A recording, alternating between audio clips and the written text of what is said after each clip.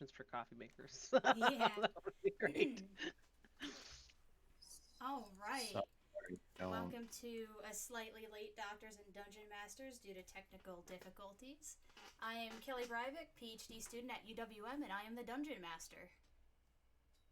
Hi, my name is Corey Hearn. I am also a PhD student at UWM English Department, but I'm in Plan C for Plan No Job. Hopefully in post pandemic academia. That's not the point. The point is I am playing Taratha the Wizard. I mean, I really think that like as people go through COVID and all of that, like art and poetry will actually become more important. So the idea that you could actually get paid more for the work that you do and want to like do as a writer might actually be a real thing. But hey, I'm Leia, PhD candidate in the anthropology department. Um, Also plan no job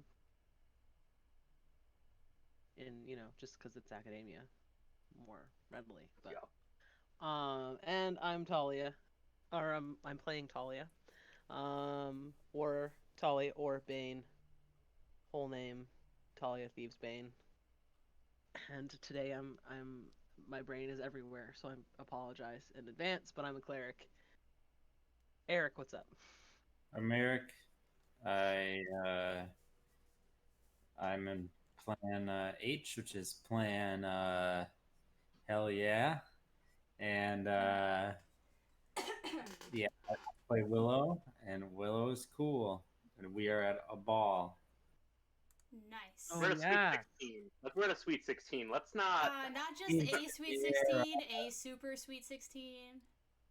can I just say it's that definitely a quinceañeras are ball. like 100 times cooler than Sweet 16s. They are, but she's They turning are. 16, so it's a. I don't know.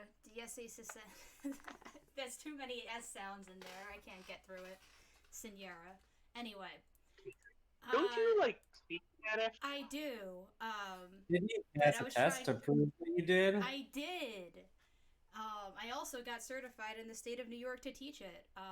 But I tried to make two push two words together and it didn't work out. Sometimes language is weird. Second that. Yeah. So let's get a more detailed recap. Besides that, we are at a super sweet 16. Well, let's see.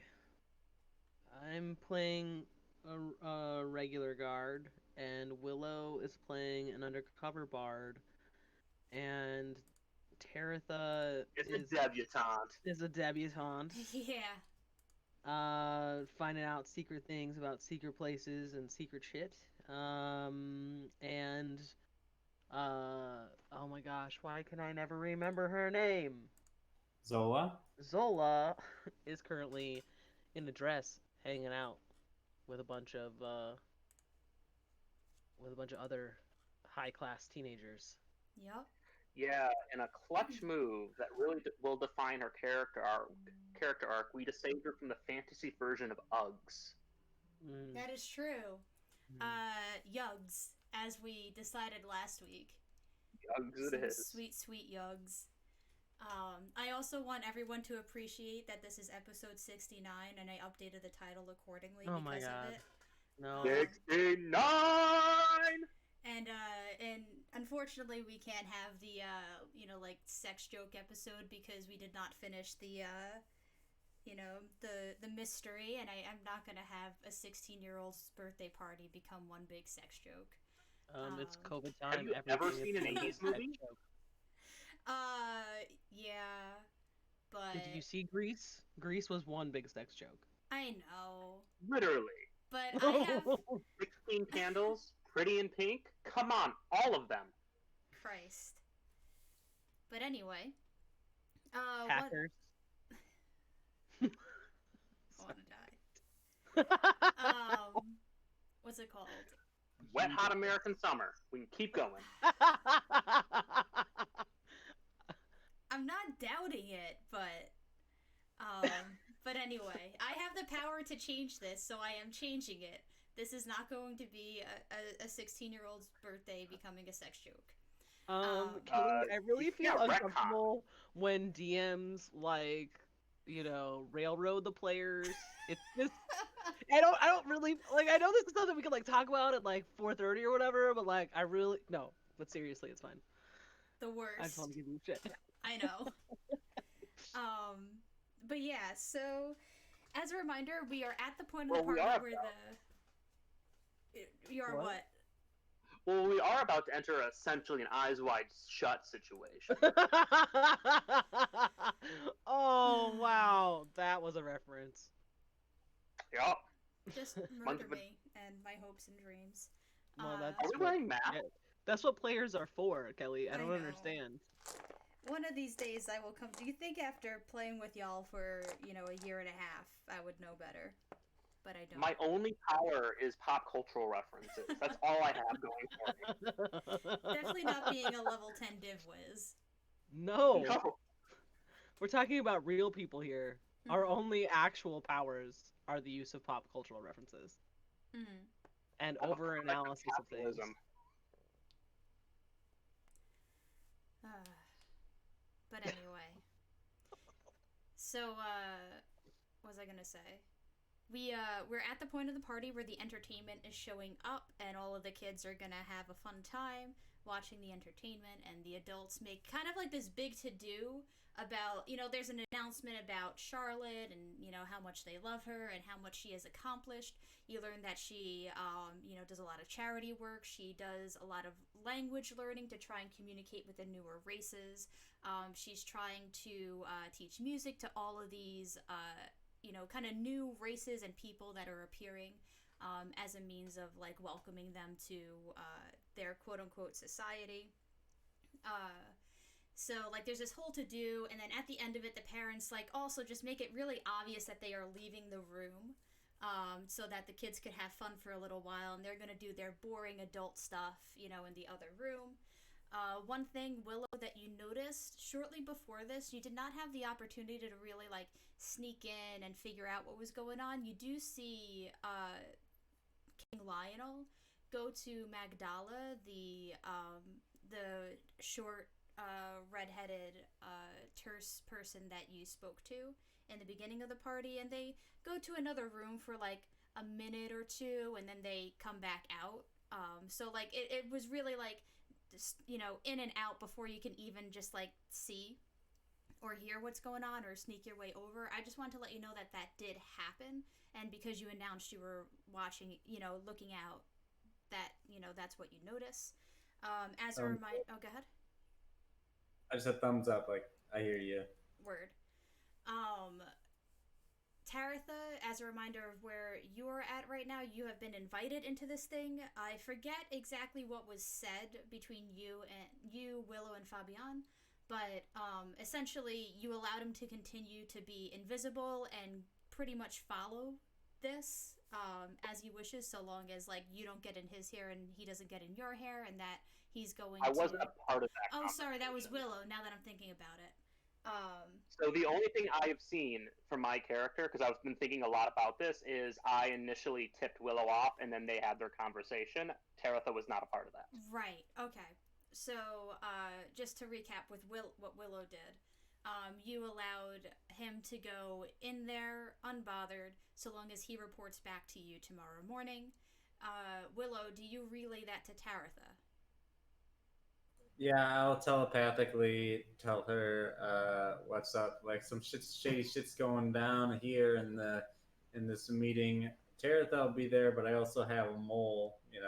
The news reporter guy. That doesn't sit quite well with me. I didn't tell you.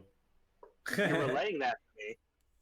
No, I was. Oh, sorry, Tali. I thought Kelly asked me if I was telling Tali because Tali was the only one who didn't have a way to know what was going on in that meeting. Right. You can. Yeah, it makes sense that you tell Tali, but I'm wondering if you tell Taratha that as well. No. Sounds good. Okay. All right. So, Taratha, how do you enter? Are you gonna go into the mingle in with everyone else? Are you going to hang behind? Who are you? Who are you kind of keeping yourself close to? Well, I guess what's going on with Fabian? Um, so as you approach the doors again, let me just pull it up. As you approach these doors, you see him waiting, like right over here, like out of the way. Give me an insight check. Gonna be a 25. Yeah, you could tell that he is not looking to hurt any of them. You could tell that he is just waiting to slip in right quick as the doors close. And he's actually, as he sees you approach, you see him kind of like pressing himself as close to the wall as possible in hopes that like you won't be able to notice him. That is really, really, really cute. That's super cute. What do I want to do? How long does your invisible eyes last? It's indefinite. You just see everything that's invisible forever? No, it's just within 10 feet, I think. It's within, like, I get the ability back with every short or long rest. So it's just like an on-demand ability at level 10 for Div Wiz. Oh, but how long does it last? It's indefinite. Describe it. Which lasts until you are Maybe incapacitated or... So here's how it reads. This effect lasts, whatever effect I choose, until you are incapacitated or you take a short or long rest. So it's effectively indefinite. Sounds good. It's called the third eye, so it's like opening your third eye, and you get to choose which ability your third eye takes on every short or long rest. Sounds good.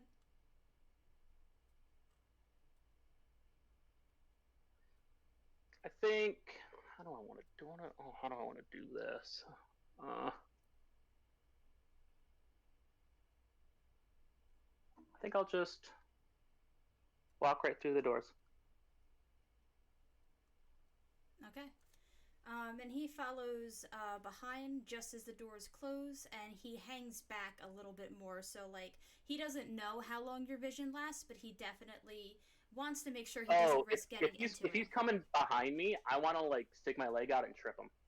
I mean, you could sure try. What should I roll? Give me a sleight of hand roll. Okay. Even though it's a sleight of hand. Nice. That's going to be an unnatural 20. Alright, give me 1 second. You do trip him. But he recovers. Like, you see, like, he recovers where he's, like, able to, like, land in a way that doesn't alert anyone of, like, him being there. And just as the doors close, it does, like, catch on his foot. And it takes a moment to close. Let me just do a check for the... Yeah, this is just all low rolls. But pretty much, because you are aware, you could tell that his foot kind of got caught in the door, and he must have quickly, pulled it back in. And the guard, just opens the door again and starts checking the hinges just to make sure that nothing's amiss. And upon seeing you, like, looking back, they kind of give an apologetic wave and, like, the white person, like, pull their lips back sort of look, and then closes the door.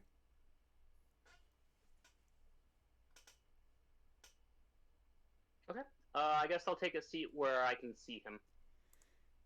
Sure thing. You are led down several pathways, corridors, all that stuff.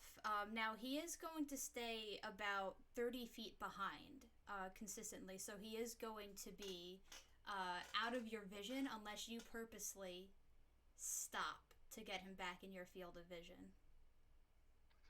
Then I guess I'm not gonna, like, once we get into the room and sit down. Okay. So, this is, like, after a couple of corridors, so you are already pretty deep into the house, and then you walk into this large room, and we're just going to pretend that there's chairs all around here, and as you sit down, he is far enough out that he is not in this area.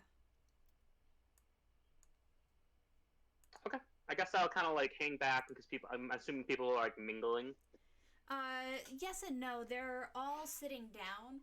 Some people are chatting with one another, like, quietly as they wait for, the king and queen to sort of get their, papers out. Like, there's, like, it's comfy chairs, but there's also, like, essentially clipboards and parchment with like an agenda. You know, it's a very formalized meeting. So people pull it out from under their chairs and they're looking it over. Do you do the same, or do you talk to someone else? Yeah, I'll just kind of like mingle and talk. I just want to see him come into the room. You do not see him. As a reminder, this is all one large room, and you are sitting here. He could be literally anywhere in here. Yeah, but I imagine once we're going down that corridor, once we enter the room, I would be able to see him come in. Unless you are hanging behind and waiting for that to happen again. Or I guess... Okay, I understand what you're saying now. It took me a minute to understand. So then, he will come into your field of vision, but only the edges. You could tell that he is waiting to dash, like holding an action almost. Where is he at? He's hanging around like 15 feet behind you, so you may not even be able to see him as you are waiting at the door. So he's not even. So there's. Is it an open door or a closed door? It is an unlocked open door. That is it's just being held open for you by the person in front of you. Gotcha. Because they're deep who's enough holding in the door open? The person in front of you. Let me just see. 1, 2, 3, 4, 5. I'm just gonna roll a d6. So it's a family that looks very different from the sort of dress that is typical for a Bucral. You have not spoken to this person before. They're friendly looking. There's a lot of like sweeping cloaks and like loose fitting clothes that are more signifiers of someone from Bucral. This one is very much a sort of like not necessarily militaristic in an unwelcoming way, but like trained sort of fighter sort of way. So they are like nobility and fighters. Gotcha. And they don't really have any, like their weapons on them right now are purely decorative. I'm sure it'll work in a pinch, but it's not like it. Like they have like a gilded longsword, but you can tell that this is not meant for battle. As I enter, I want to turn and talk to him. I mean, are you who? The person in front of you, or the whoever's holding the door open? Okay. So he will hold the door open and kind of give a bow and wait for you to enter. I caught something in my vision walking in here. You might want to keep this door locked. And he'll give a concerned look, and he'll go, "What did you see?" A little rat. And are you trying to be stealthy about this? What do you mean? Like, are you trying to do it so that Fabian cannot hear you? Or are you trying to make it very known that... Yes. All right. Well, want me to roll a stealth check? Wait, I thought you said you were making it known, not that you were hiding. No, I'm going to make it stealthy. I didn't know what you meant by stealthy. Oh, okay. Yeah. So, go ahead. 16. Okay, just give me 1 second. Actually, that would beat their passive perception anyway, so yes, that is fine. And 1 second, I'll take that roll for the insight check for this person. And they nod, and they give you a wink, and they hold the door wide open. I wink back. And do you go through? Yes, I do. Okay. You go through, and what's your passive perception? It is 17. Okay. You notice that the the person that you spoke to, he is very slow to close the door. You could do an insight check, or you could just let your passive insight do the work. I have a passive insight of 17. Okay. You can tell that he's it's almost a trap what he's trying to do by pretending that he doesn't notice. It seems like they have something ready for cases like this. Gotcha. So, the door opens, stays wide, and then he very slowly closes it and locks it and keeps walking forward. They give you a pat on the shoulder, just in passing, not trying to make a big scene out of it, but just to kind of like say like, I noticed what you did and thank you, before joining their partner. If you want, you could sit next to them, and get their name while there's some mingling going on. I want to sit next to, I forget their names. Oh my The god. Montgomerys, Antoinette. The meteor peeper. Yeah, I want to sit next to them. Okay. Yeah, you sit next to them, and they give you a friendly wave, and they'll go, Taratha, just so you know, before we start, there's going to be a promise you'll have to make. And if you choose not to make the promise, well, you're allowed to leave, no problem. It's just you can't stay in the meeting without the promise. And I just wanted to give you a heads up because, I mean, it was a little scary when we did it, but really just demystifying it is kind of taking away the scariness of it. It's just to make sure that, the information stays secret and no one there's no outside people getting hurt on account of this. Oh, naturally.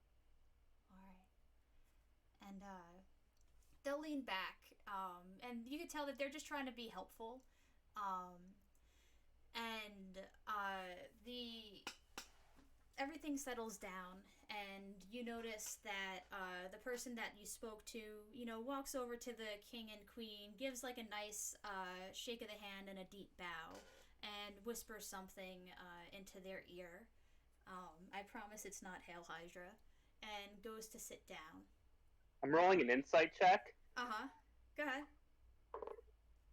That was a 9. Yeah, I mean, it just seems like they're saying something quietly to them and giving a cordial greeting. And the king stands up and he goes, "Welcome, everyone. I appreciate you joining me today, not only for my wonderful daughter's birthday, but also to bring the future closer to us, to bring Pagania to the next chapter of its life.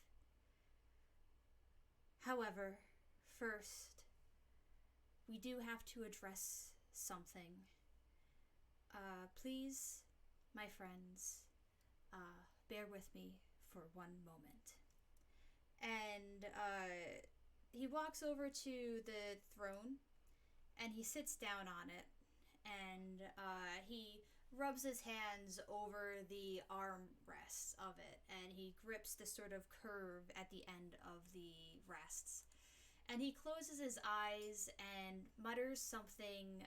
You're too far away to necessarily hear, and before you even start to try and perceive what's being said, the whole room glows with this sort of magical aura. Give me an Arcana check, Taratha. That is going to be very good, but I have to find what my number is. That is going to be a good fat 23. Yeah, you could tell that this is not a harmful magic. It's almost like some sort of warding thing. And as you look around, you notice that there is almost like a fairy fire outline of Fabian as he's kind of crouching behind this statue over here. And immediately one of the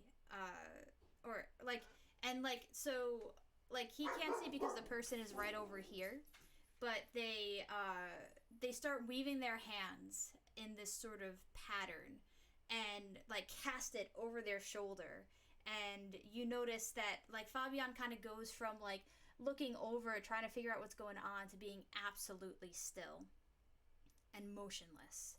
And the aura dies down, and what remains is back to a non-magical room, very mundane as it had been when you first entered.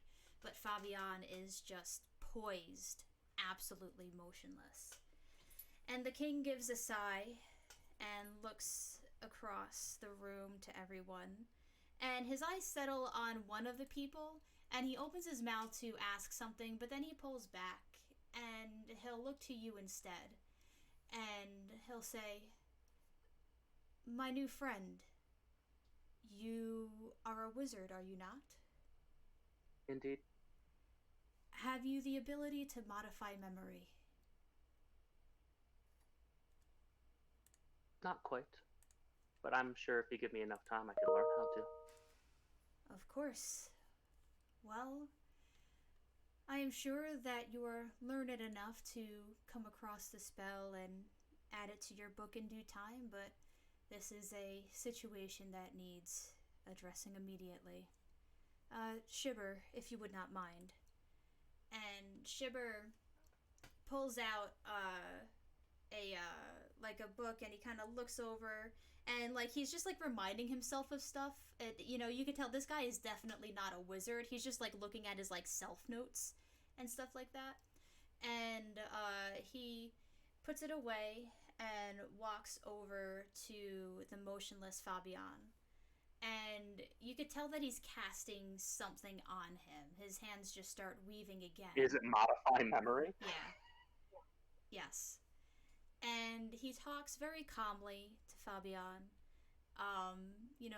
Not necessarily. You can tell like this whole thing is very regimented, very non-confrontational, but you could tell like they are taking this super seriously, and they probably will keep tabs on him. Because you notice that as he's modifying the memory and talking to him, he's like pulling out little things from his pockets, trying to like see who this person is, always putting it back at the end. And then after it all, you watch Fabian just walk out of the room, sneaking. Or actually, what they do is right before the spell is almost complete, he goes back to his seat, looks away, pretending that he didn't even notice Fabian in the first place, and Fabian very quickly casts invisibility, and you assume darts out of the room. Well, I could have added a nice touch to that, but good job. Shibber will look over to you, and he'll go, "Well, you can do something in due time. I look forward to working with you in the future." Indeed. And then the king will stand from his throne, and he'll walk back and join the rest of you. And he'll look to you, Taratha, and he'll go, "This meeting is of utmost secrecy. It is born from a movement that cared very little about collateral damage, about collateral people. And in order for us to appreciate the danger of what we know, we ask that all of our members have a similar stake on the line. People can only join at the invite of another and at the connection of another."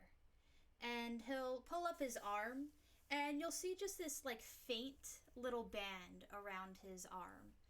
And he'll go, "A promise must be made to the person that you are invited by, and to the person that you will ultimately invite yourself. If this promise is broken, not only will you perish, but so will the person who invited you. So it is a deep trust among all of us, and it is a deep trust that we expect of all members. Now, this promise is that you do not let this information go beyond our membership, and you do not speak of this in ways that might put our members and non-members in danger based on the information that you understand. I have one question. When you say speak, we need to be very clear here. You mean any forms of communication. To Any speak form is very much what we're. of communication. Now, it is You a. need a lawyer. Well, I am trying to give you the short version and allow you to ask questions. It would be a snooze fest, to say the least, if I tried to go through absolutely every bit in the introduction. So, if you communicate in any way that you know would not be approved, it will cost two people their lives. Understand. Are you willing to make this promise? And we will not hold anything against you nor the Alcott family if you choose not to take this promise. To whom will I be bound to? And, let me just see. Ooh, wrong thing. Let me just see who remains that does not have it. You will be approached by the partner of the person that you had spoken to. She is a tall person, human. Her hair is brown and pulled back in a French braid. She too is very much of the sort of noble soldier stature. And she will give a small, polite nod of her head to you, and she will go, I will. I am Egabrag. Al Arusab. What was the second part? Al Arusab. Gotcha. And I am happy to make your acquaintance. I know very little of you and the Alcott family, but if you are invited here, then I am willing to entrust my life to you. In some ways, being unfamiliar with one another might be of benefit. And she'll nod and walk over to the center. And she'll put her hand out, and you kind of get the gist that you're meant to like grasp each other's forearms.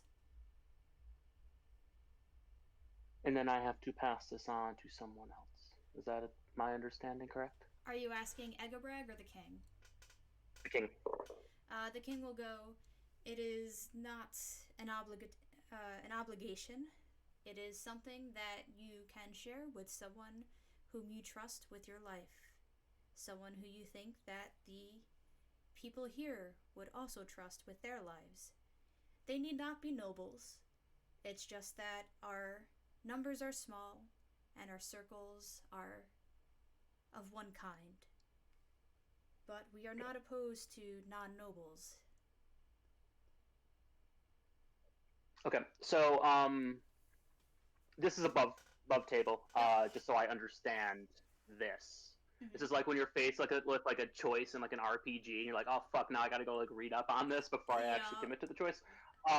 So the rules are I cannot communicate both the existence and any information of the society to anyone. Correct. So even the existence of the society. Correct. Now you can. So here's the thing: you can acknowledge certain things, like, and you would like. So it's kind of like an innate feeling. Like if you could say, like, "Have you seen this sigil before?" "Oh yes, I've seen it before." "Do you know where you see it?" "Sorry, I don't remember." You know. So you could talk about things that are not incriminating.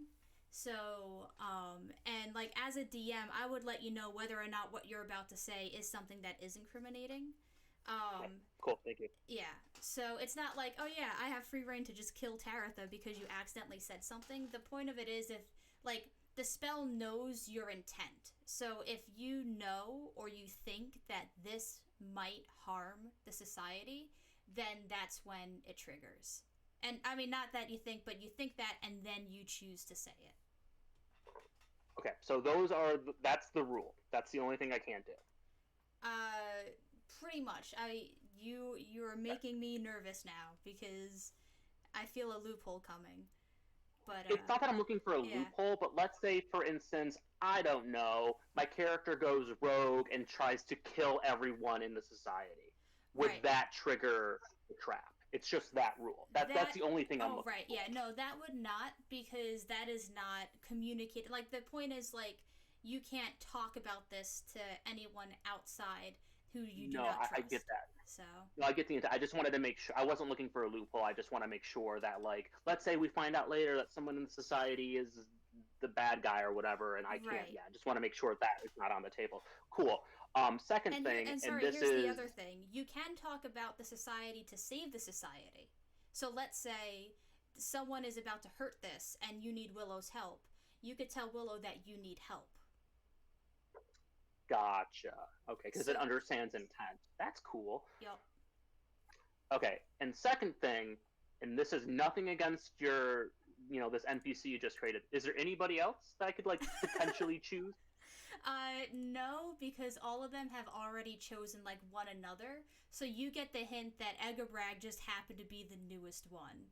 So like Or someone. that it was orchestrated. Who knows? I don't know. Oh yeah, but you get the hint that like Egabrag did not have what's it called? Did not have the opportunity to ask anyone yet, and it's just kind of like they're trying to keep it small right now, and they don't want people making promises to everyone else, because let's say you have one person making promises to inviting two people. Well, if that person dies, now there's two potential culprits. Whereas if Gotcha. there's one, if you only have a one-to-one connection, well, if something goes bad between them, it's done, because anyone that's potentially involved is now dead. Gotcha. Last clarifying question, because I can already see this potentially being a problem. They know because of the magics of this thing that whether or not this person died because of the band and the bond, or is that like a thing that they are able to acknowledge? They would be able to acknowledge that. So if someone died by natural causes or slain in battle, that is something separate, and you are not tied by life in that case. So let's say Egabrag went out and died from a Hydra attack. Well, she's dead, but you're still alive. You're only connecting each other through your promise of secrecy. Gotcha. So I'm gonna do it. I'm telling you straight up, but I'm also now putting my fate completely in your hands because this is your NPC. So your NPC could just go out and kill me like tomorrow. Right. Letting you know that. Yep. Okay. It's almost like a bond between player and DM. Oh no. Okay. Give me one sec. Yeah. Nope. Oh no. The way that it works is, if this player betrays, you do not die. It's only the person that is being it's being passed to. So whoever you pass it has the capability to wrong you and kill you. So right now, if you were to lie, you don't have anyone promised to, that you don't have anyone that you passed along, you would only kill yourself and Egabrag. If Egabrag were to betray, she would only kill herself and the person that initiated her. Gotcha. Oh, that's confusing to me, but okay. Sorry. Okay. Yeah. So it's just more like Otherwise, saying, if you betray, everyone will just die instantly because it would be like a chain of deaths. yeah. So the way that it works is like, when you initiate, you are supposed to like appreciate that someone is putting their life on the line to bring you in and to welcome you in, and therefore you have to do right so you don't kill them. Then when you initiate someone else, you are putting your life in their hands by saying, I choose you to make sure that, because I have trust in you, I have faith in you. Gotcha. Okay, so just to recap. Mm-hmm. I betray, I die, Egabrad dies. Correct. Egabrad betrays, she dies, and whoever she's connected to dies, but I don't die. Correct. I need like a chart later, but okay. I think I get it. Okay. Yeah, I'll go up there. All right. So Egabrag puts her arm out, and I assume you do as well, and you put your hands on each and lock forearms. And Egabrag closes her eyes and just starts, talking in this old language. Do you have comprehend languages like just by default? No, I traded that for invisibility, so I do not. Right, okay. So, you don't understand what is being said. You could tell that it is a very ancient language, heavenly almost. And at the end of it, Celestial. even older than celestial, but you get the hint Okay. that it's celestial like, but if you were to speak celestial, you wouldn't be able to do it. It is like ancient celestial. And Just out of curiosity, what is the language? it's like homebrew essentially. Like it's a ye old celestial. Gotcha. Okay. Very much like remember when you found those books that were like ancient primordial? It's kind of like that as well. Gotcha. In the previous campaign. So yeah, and she's muttering that incantation, and at the end of it, you two have a small band around your arm. It's only about like an eighth of an inch wide, and it's right at it's like 2 inches up your forearm from the bend of your elbow. What color would you like it to be?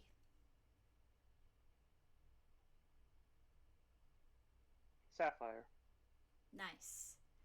Um, Now, you take a seat after that, and Egabrag also takes her seat, and the king similarly returns to his spot in the circle.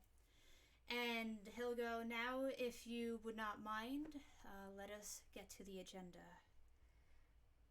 The reason why I called you here today is because we need to not only increase our numbers to get our message out, but we also need to find people willing to explore. Because we have found other societies in this city state that have been disregarded by the powers in Vara, or not disregarded, but wholly unknown. They have been operating for longer than we know without the influence of the artificers, and that solidifies our, what's the word I'm looking for? Not message or mission statement. Our mission statement that we no longer need the arcane artificers, nor should we answer to them anymore. Taratha, do you have questions? Do you let him talk? What are you get the point? You get the idea that it's something that could be interrupted at any point, but the other members seem to be like sort of in the know already, so they're just like taking notes.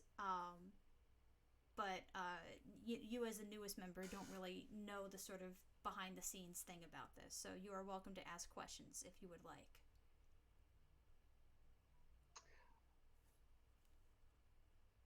Hmm. Yes, just so I'm caught up to speed, could we have maybe one example of one of these wholly unknown societies? Oh, well, there are two that we encountered since our last meeting. I mean, we don't get to meet often. Probably about a year ago. But we found an entire island off of the coast of Pagania, directly south, right in the middle. And it was full of people that I have never seen before. These bird people that they can fly, and they are very insular, and I wish not to disturb them all that much. But it seems like they are worth observing to understand. And there is an old city in the northeast part of the state. We have not had great contact with them. We have only observed from afar. And their structures seem older than the walls of Vara itself. And for them to have survived this long, I imagine their city holds many secrets. that would be beneficial to the people of Var, the people of Bucral, the people of the city-state that has done nothing for them, and yet they survive. You cut off there, Kelly. Oh, sorry. The people of a city-state who has done nothing for them, and yet they survive. Do they seem to acknowledge the existence of other societies, or how insular are they exactly? Well, we have not made contact. So, we need to find people willing to make contact. We need to find people willing to peacefully interact, but also strong enough to defend, long enough to get away. I wish not to war. I wish not to disturb these people, but to learn from them, and potentially to unite us all. Yes, I guess that was my next question is what is the goal here? Ethics aside, and I'm sure that is being actively discussed in other environments, but what do we aim to do with these people? I don't like that word do. What do we aim by making contact with these people? We aim to unite our societies, and not just one Pajania, but one world where we can learn freely from one another, where we can interact with one another, where we can travel without the stigma of going to a different land. I hear that there is trouble in Taizhou, and it is our very insular nation that is allowing the deaths of these people. And it is the artificers themselves who not only enforce this isolationist society, but also actively shame those who try and leave. Those for saying, why should we leave? We have our world here. But our world is larger than our borders. It is larger than any one city in this place. And if we have the power to help, is it not our duty to help? Yes, it seems that most nations here are built on systemic fear of the other in one way, shape, or form. You are correct. And we seek to stop that.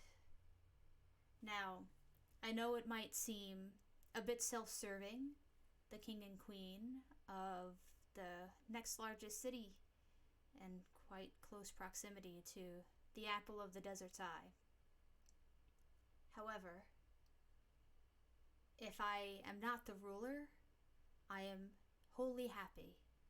I am not looking to put myself or my partner up as the only option. We are just one of a potential many of a democratic Pajania.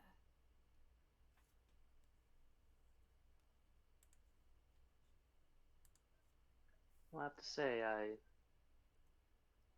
share your vision in many ways. And how much of a blessing is that? To have a legend in our ranks. I wouldn't call me quite a legend, but indeed. Give me an intelligence check. 15. That's enough. You know that thing that showed Fabian for where he was? Motherfucker, you said it was fairy fire. Motherfucker!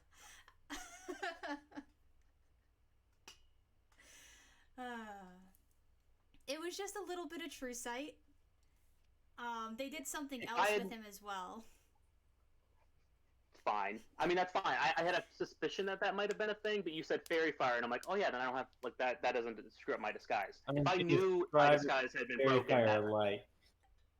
yeah, that would completely change. Yeah, sorry, but I thought it would be a fun moment because Taratha wouldn't have known that, like, they were able to see her for who she really was because you weren't really, like, looking at your hands necessarily. You're not able to see yourself. There's no mirror. Well, I would have, when like I put my arm up, I would have looked at my arm when I'm getting the Oh bomb. no, Like I would have. you did not change your appearance. Like they saw through your disguise when that happened, and then it went back down. Oh. So you are still you. Okay. But Okay, so I'm still like the disguise. He can just see. So you get just so I get the idea that everyone or anyone who had a good passive perception was able to see that you changed in those couple moments. You don't know who. You at least know the king. Gotcha. And then and then I just take off the ring. I'm like, well, I guess I don't need this right now, do I? And there's a quick gasp, just kind of shock for those that did not notice. But the king gives he actually gives you a very deep bow. And he'll go, "It is an honor to meet you." Likewise. The Alcott family is very fortunate to have you in their ranks, as we are now to have you in ours. Can I? And with this vision, go. I'll let you go. And I'm saying, and with your vision, Sorry, we keep talking over each other. You just go. You'll just go. No. Yeah. Nope, you go. And then I'm sure together, with your vision, we will forge our own future. Not just ours, but for the better of everyone on this earth, on this planet we call home. Oh, I know. I meant our collectively. We will finally, against everything we as a nation, as a people, as a world have faced in the last decade or so, we can forge our own future. Beautiful. Taratha, this society was born from the Purple Shields. There are some families that are in our ranks from them, such as the Montgomerys. How we differ is we care deeply about the people who are affected by our decisions, whereas the Purple Shields cared very little and sought for their own power to overthrow the arcane artificers and reinstate themselves as the new power. But we seek not to reinstate ourselves as a new power, but to return the power to the people and let them choose those who they want to represent them and to guide them to their successes. We are the Arcane Bane. And while we seek not to harm the artificers, we do seek to have them earn their right instead of assuming their right.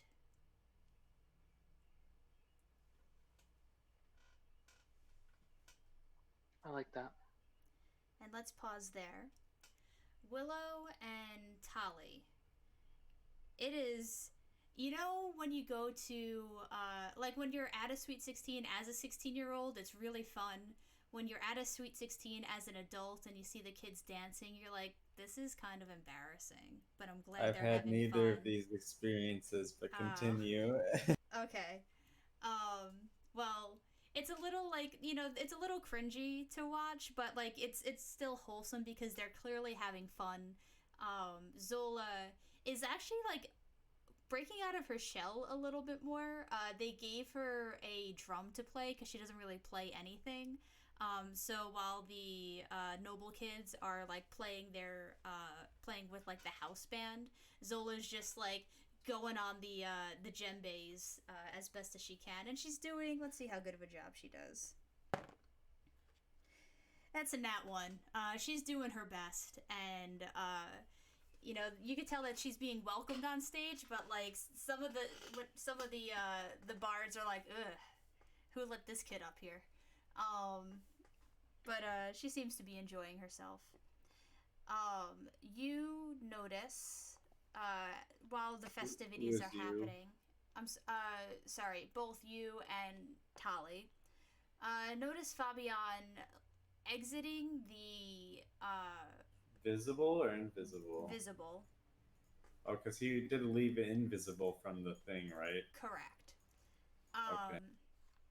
And he like just kind of rushes out of the door. The guards like look confused for a moment, but he's walking with such purpose that like they just assume that like he was supposed to be in there. And it is just, because they didn't see him go in, they didn't, it doesn't look like he's sneaking out. He's just very casually walking out. And he immediately goes to a corner and just starts scribbling his notes.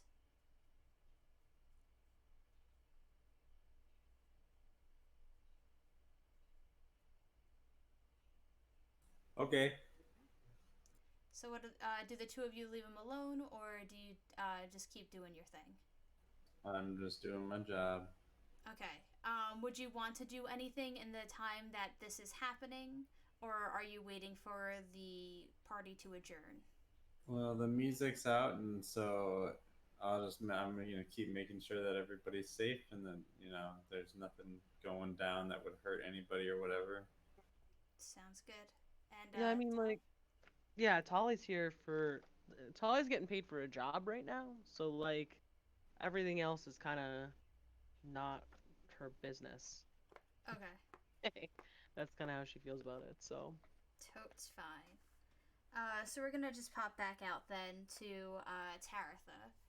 I'm going to wrap this part up real quickly, but if you have questions, you could ask it. So pretty much, you Taratha, they ask you if you're willing to take on any of these tasks. Either going to the island of the Aarakocra, going to the old city in the northeast, or if you are willing to go into Taizhou with a team of people that you trust and bring them in. What they are looking to do is send scholarly aid to, so having, like wizards and people like that who are willing to teach magic in Taizhou in exchange for bringing back soldiers that could potentially help what's it called? Any sort of uprising. Just to be clear, they are not looking to harm anyone, but they know that they need some sort of military force. So they're looking to bring. Oh, oh, oh! Don't send us back to Taizhou. Oh, sweet Lord in heaven, This don't is give me your. that option. This is your call to make. So they are primarily looking for soldiers and magic. Able magic people who are able to fight. But you could. They also approve that you could bring in refugees, like no more than you can escort. But they are here for both refugees and for help. And in exchange, they want you or whoever takes this job to what was I gonna say?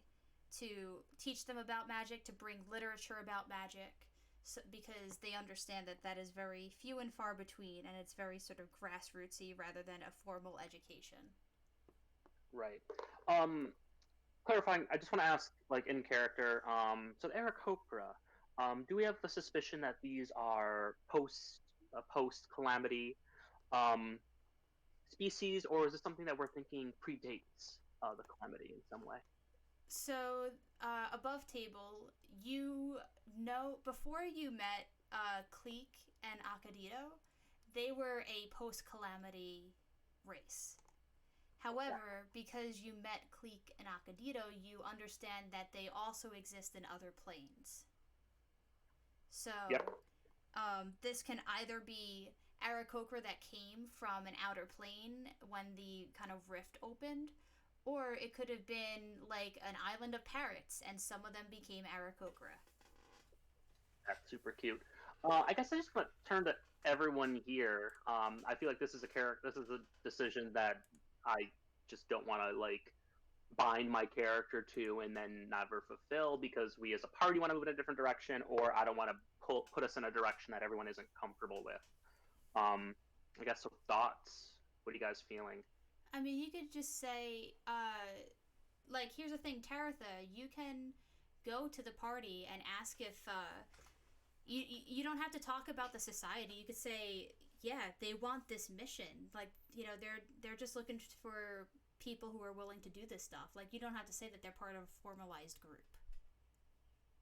You can say, yeah, Gotcha. Okay. So you can do that in character when the meeting adjourns. Yeah, I'll just say, I'm gonna go speak to my compatriots. But I will say I'm quite interested.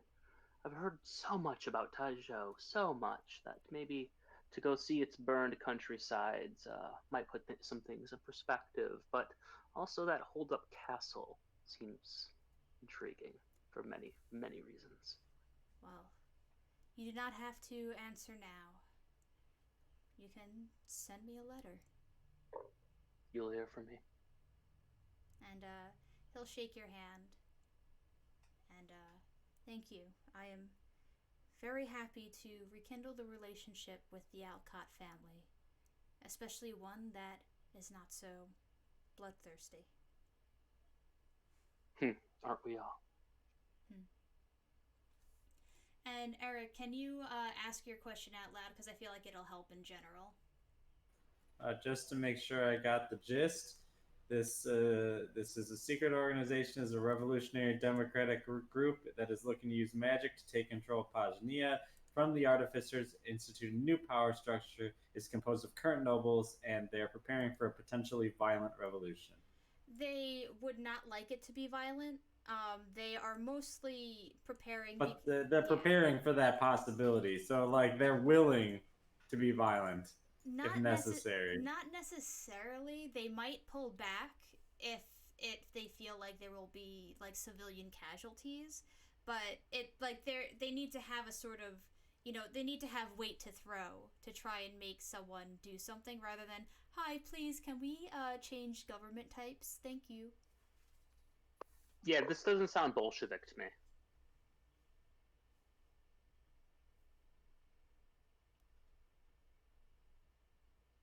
And it sounds like while it's currently headed by nobles, that they aren't aiming for themselves to gain power, though that could be a front. So who knows? Even when the powerful say they're not trying to gain power, they invariably gain power.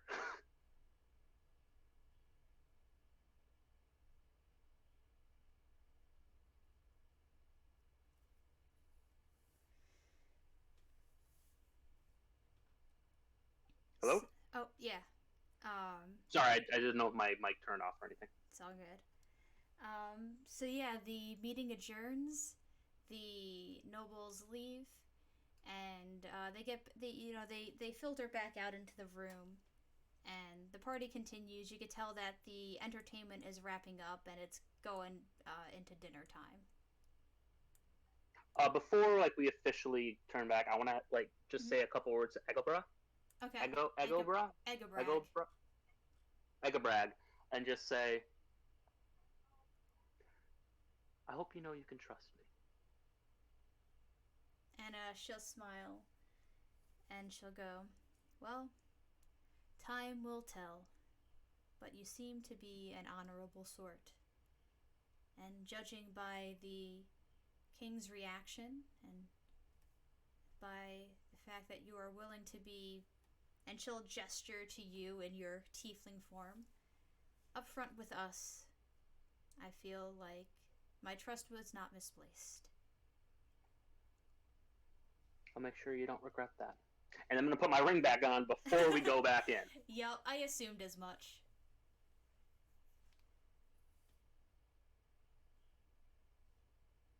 Alright. Willow and Tali, you see the people filter back out. Along with Taratha. What do you do? Just keep doing my job. Okay. Yep. Do we want to kind of skip to the end of the night then, where you're able to interact with each other? Because we could role play out like the parts of the party, but in all honesty, it's just going to be a nice, easy dinner, dessert, some kids messing around, and then heading home. I'm down to I mean, if you two really wanted to play through it, that'd be cool too. But I'd be I, down to just I, skip over it because I'm. I don't have a desire to play through it. Sounds good. So the party ends. You hand in the uniforms that you did not use. You go back to the caravan, and Zola seems like pretty like excited, but also really tired. So she's like asleep on her feet as she's walking with you, and heads to bed as soon as you get back to the caravan. Nothing like a party will tire a kid out.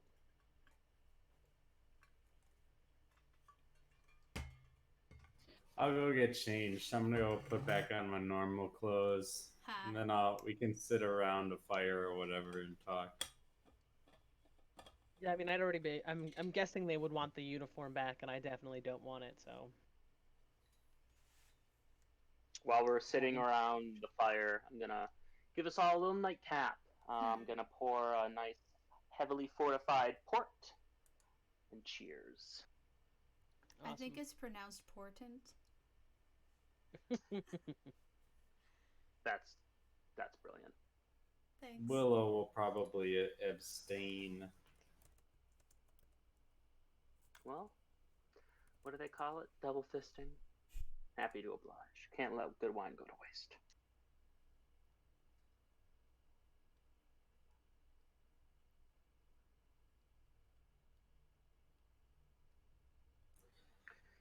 So how was the party? Uneventful. Nah, they tend to be that way.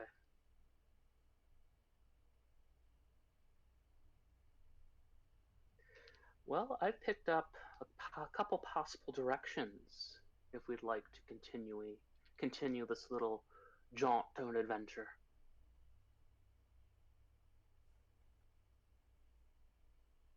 What do you mean? What do you I guys mean, talk about in there? you think boring things, but there's some matters that we could possibly attend to. People, obviously, nobles wanting to send others on their little missions, and like I said, I have a couple leads. It would require us. We wouldn't be able to return to Vara, not, at least not in quite some time. Um, As a heads up, you would be able to go to Vara like between like you can go there, get ready, prepare. It's not like you have to go straight out. okay, yeah. Well, we can stop by, drop Zola off, but we wouldn't be able to stay. We would continue on marching, so to speak.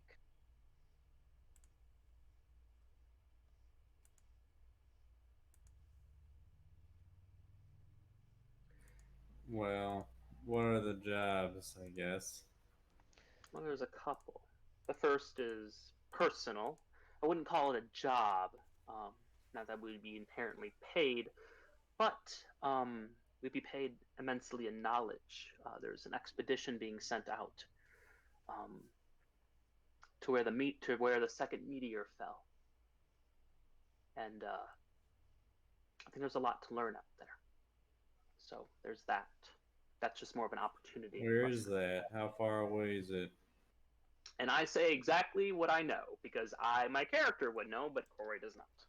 Yeah, they're not 100% sure exactly where. They've been doing a lot of like calculations based on like eyewitness accounts, so it could be anywhere between like a 2 week and a month-long journey to get I there. say that. And it'll be quicker to get back because once you know, like, it's tougher to find it. It's easier to go back to where you came from once you know where it is.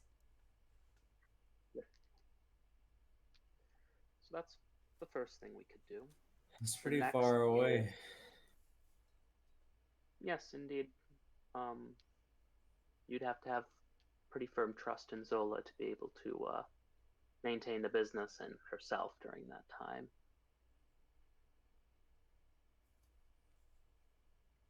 The next is, well, there is an island in the South Sea um, filled to the brim with Aarakocras. I ethically don't know how comfortable I am kind of even from a distance, invading a society like that, even if it isn't the pursuit of knowledge. But that is an option, and that is something that has been presented to me. What is the knowledge that your employers are looking to gander? It sounds anthropological, just to study them. Um, I mean, you think whether or not, we know from Akadito and other name, whose name I cannot Cleek. recall, Cleek. God, I remember Akadito, but not Cleek. We know that, there's not just the issue of post-calamity races, but, interplanar races. And so having an island chock full of them might open up some aspect of the universe that we don't quite understand, even if it's purely anthropological. Um, the next would be there is to the north of Pagania a castle filled to the brim with a society ostensibly that has survived for quite a lengthy period of time outside of the control of the artificers, and also just have sustained in relative obscurity for quite some time. That'd be more of a diplomatic mission. What Well, is the also name of this society? whatever they told, um, I didn't get a name. What I did know, what they've been trying to observe from afar, so the knowledge is quite slim. The idea would be to go in and learn their names. And the last is I don't know how familiar you are with the Pajot troubles, but to go and basically do refugee work.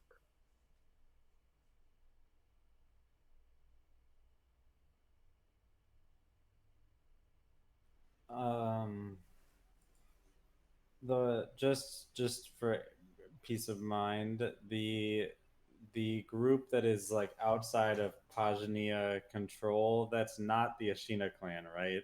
You don't know. You But just know it could be, it's possible. because we are in that cardinal direction relative to Pajania.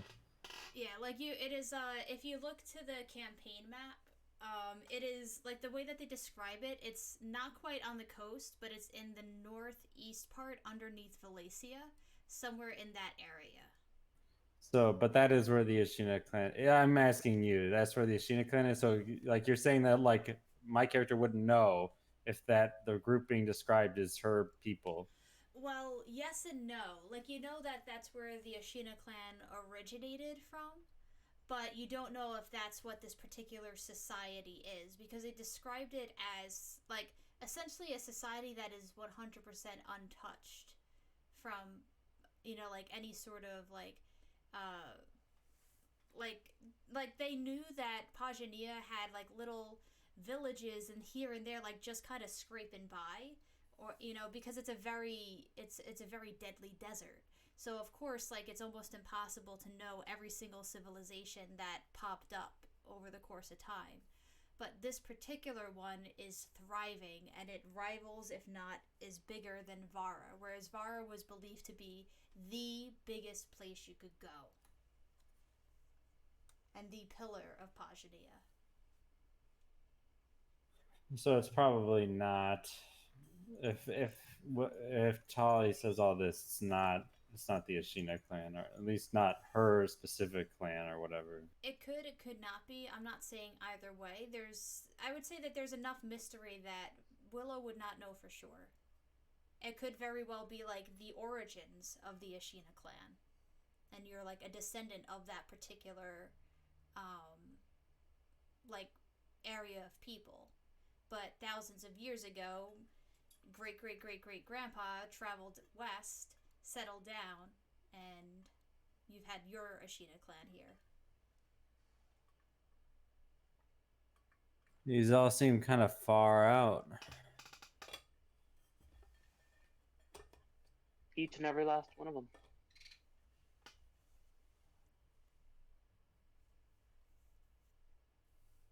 What are we getting out of this? Who are these people that are hiring us? I don't understand. They're the nobles. You met most of them. Did you talk to the king and queen? The Montgomerys? Just collective efforts that they have interest in. Well, why are they? These are like a lot of different things. Why are they interested in them?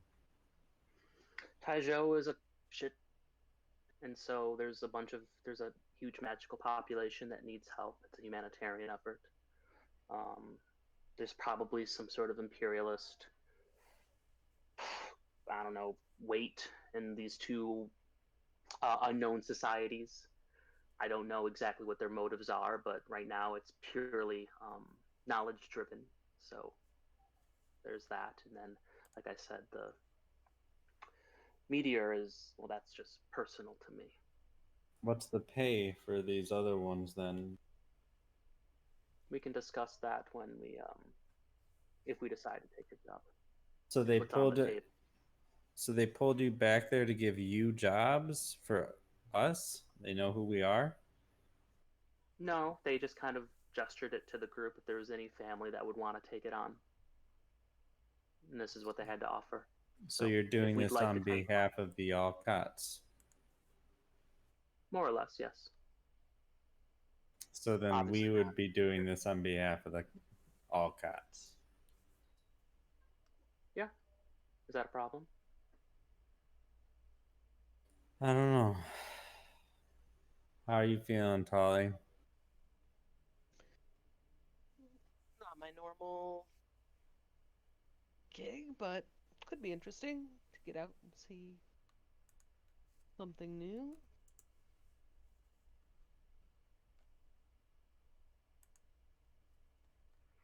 And also, these all stuck a kind of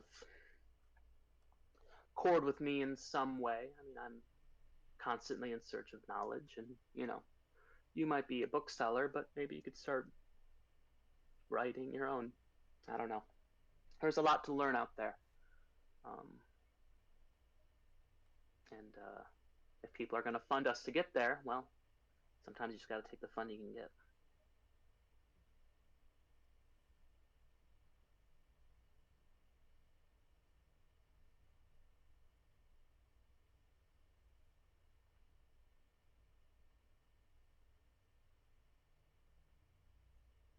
We can get back to home base for a minute.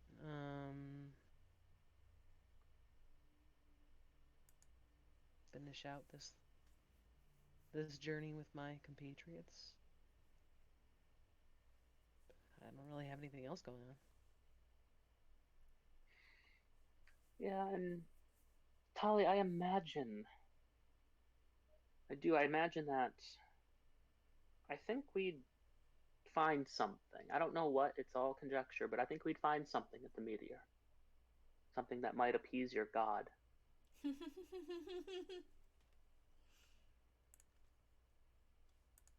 Character, I wish you could see my face right now. I know. I'm just imagining it at the moment.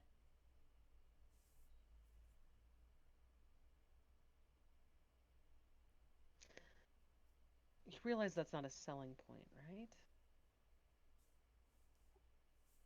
To you, but to your god, yes. Or are you trying to appeal to him to get him to tell me to go? I already said I would go. You didn't need to do that.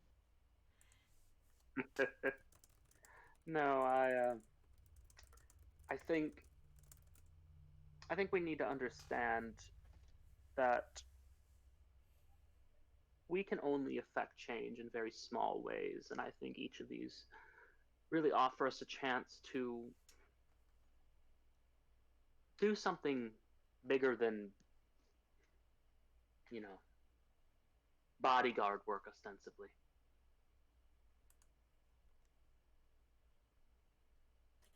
I mean, we did a lot more than bodyguard work, and this isn't what we came here to do, anyways. I came so that Zola could see a little bit more of the world. Yeah, but I'm saying here is we've as a group, we can do so much more.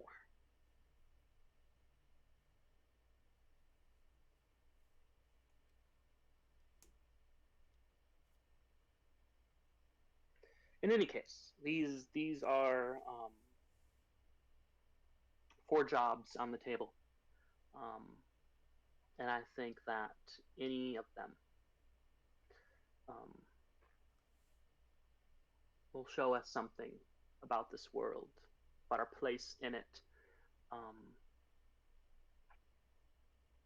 that we've never seen otherwise. If our goal here is to show, to show Zola the, the larger world, well, maybe we need to do that for ourselves because, and I gesture to the stands, how much have we even seen?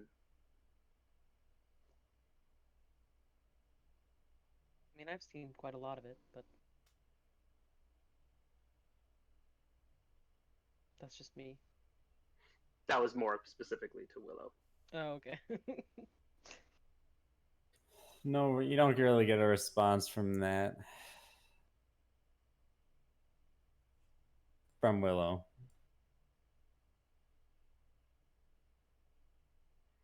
In the persecution in Taizhou, I know we say, like, we're this bastion of freedom and liberty, but,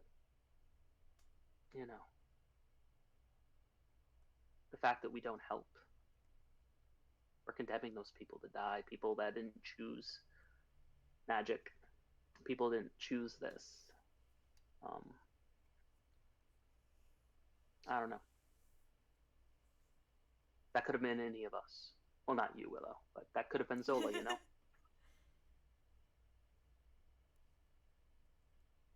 What? To die at the hands of the Inquisition. Just because she was born here, I mean, means she's free. And what if the Inquisition gains power? What if the Inquisition decides to march here? What then? I mean, just full disclosure, you're talking to Willow about politics in another country Yeah. that she doesn't know very much about. So, like, it's not a very persuasive argument for her. And I mean, I understand. Eric understands the argument, right? But for Willow, it doesn't really mean much. Yeah, I mean, going and helping other people who, like, I don't. I mean, I care, but Tali doesn't. Mm-hmm. I'm just saying, we don't need to live these small lives anymore. We are capable of a lot, but is it really our place to go and attempt to save a nation? We don't have to go to Taizhou. We don't. Just saying. Um, we have an opportunity now. That's all. All of these are opportunities. They're doors we can open. These are paths that we can forge for ourselves. And these don't come by often. Not like this.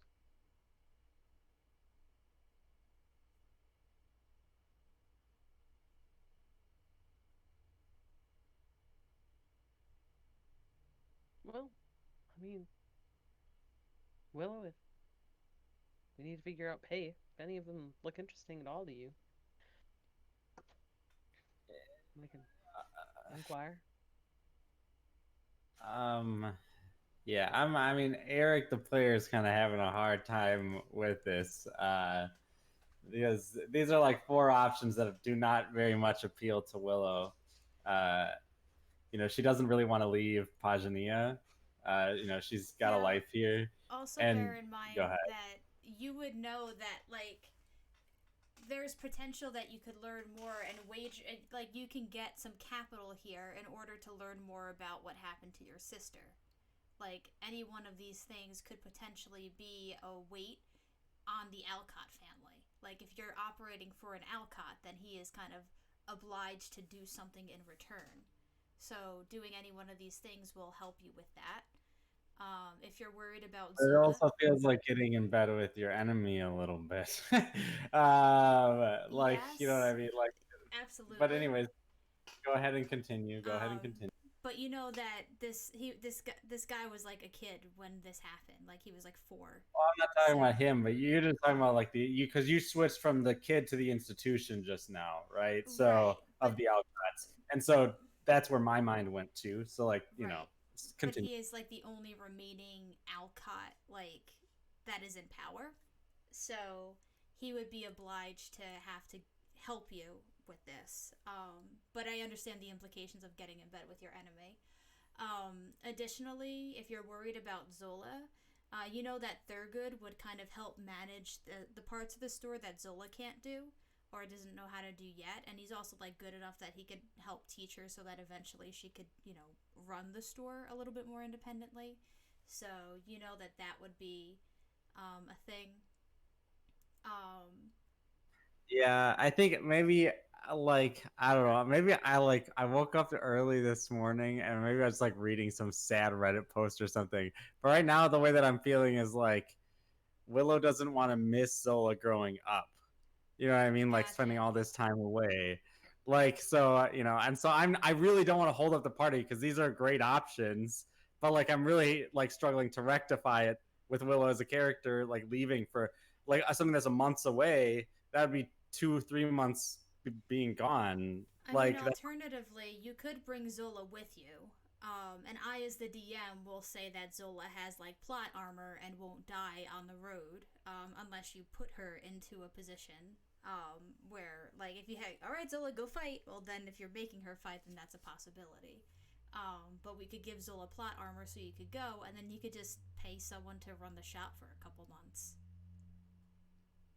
Yeah, like if we go to the meteor, like there's gonna be the Montgomerys. I imagine their son will probably be along in some capacity too, like get someone to play with.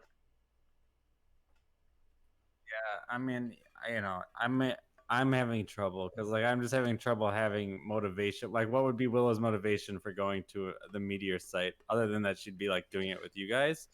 Like, I like there's just there's there's struggles there. Like I'm trying to like parse it all in my head. But I think one thing that would be really useful for you guys to do like around the fire is to like maybe eliminate 2 of the 4 because there's a lot of options on the table. So maybe starting to narrow it down to what you guys are more interested in would be like a good thing for you guys to do. While but yeah, I'm having I'm having trouble with it because like I kind of formed Willow with the expectation that she would always be in Pajania for the most part, like are in the city.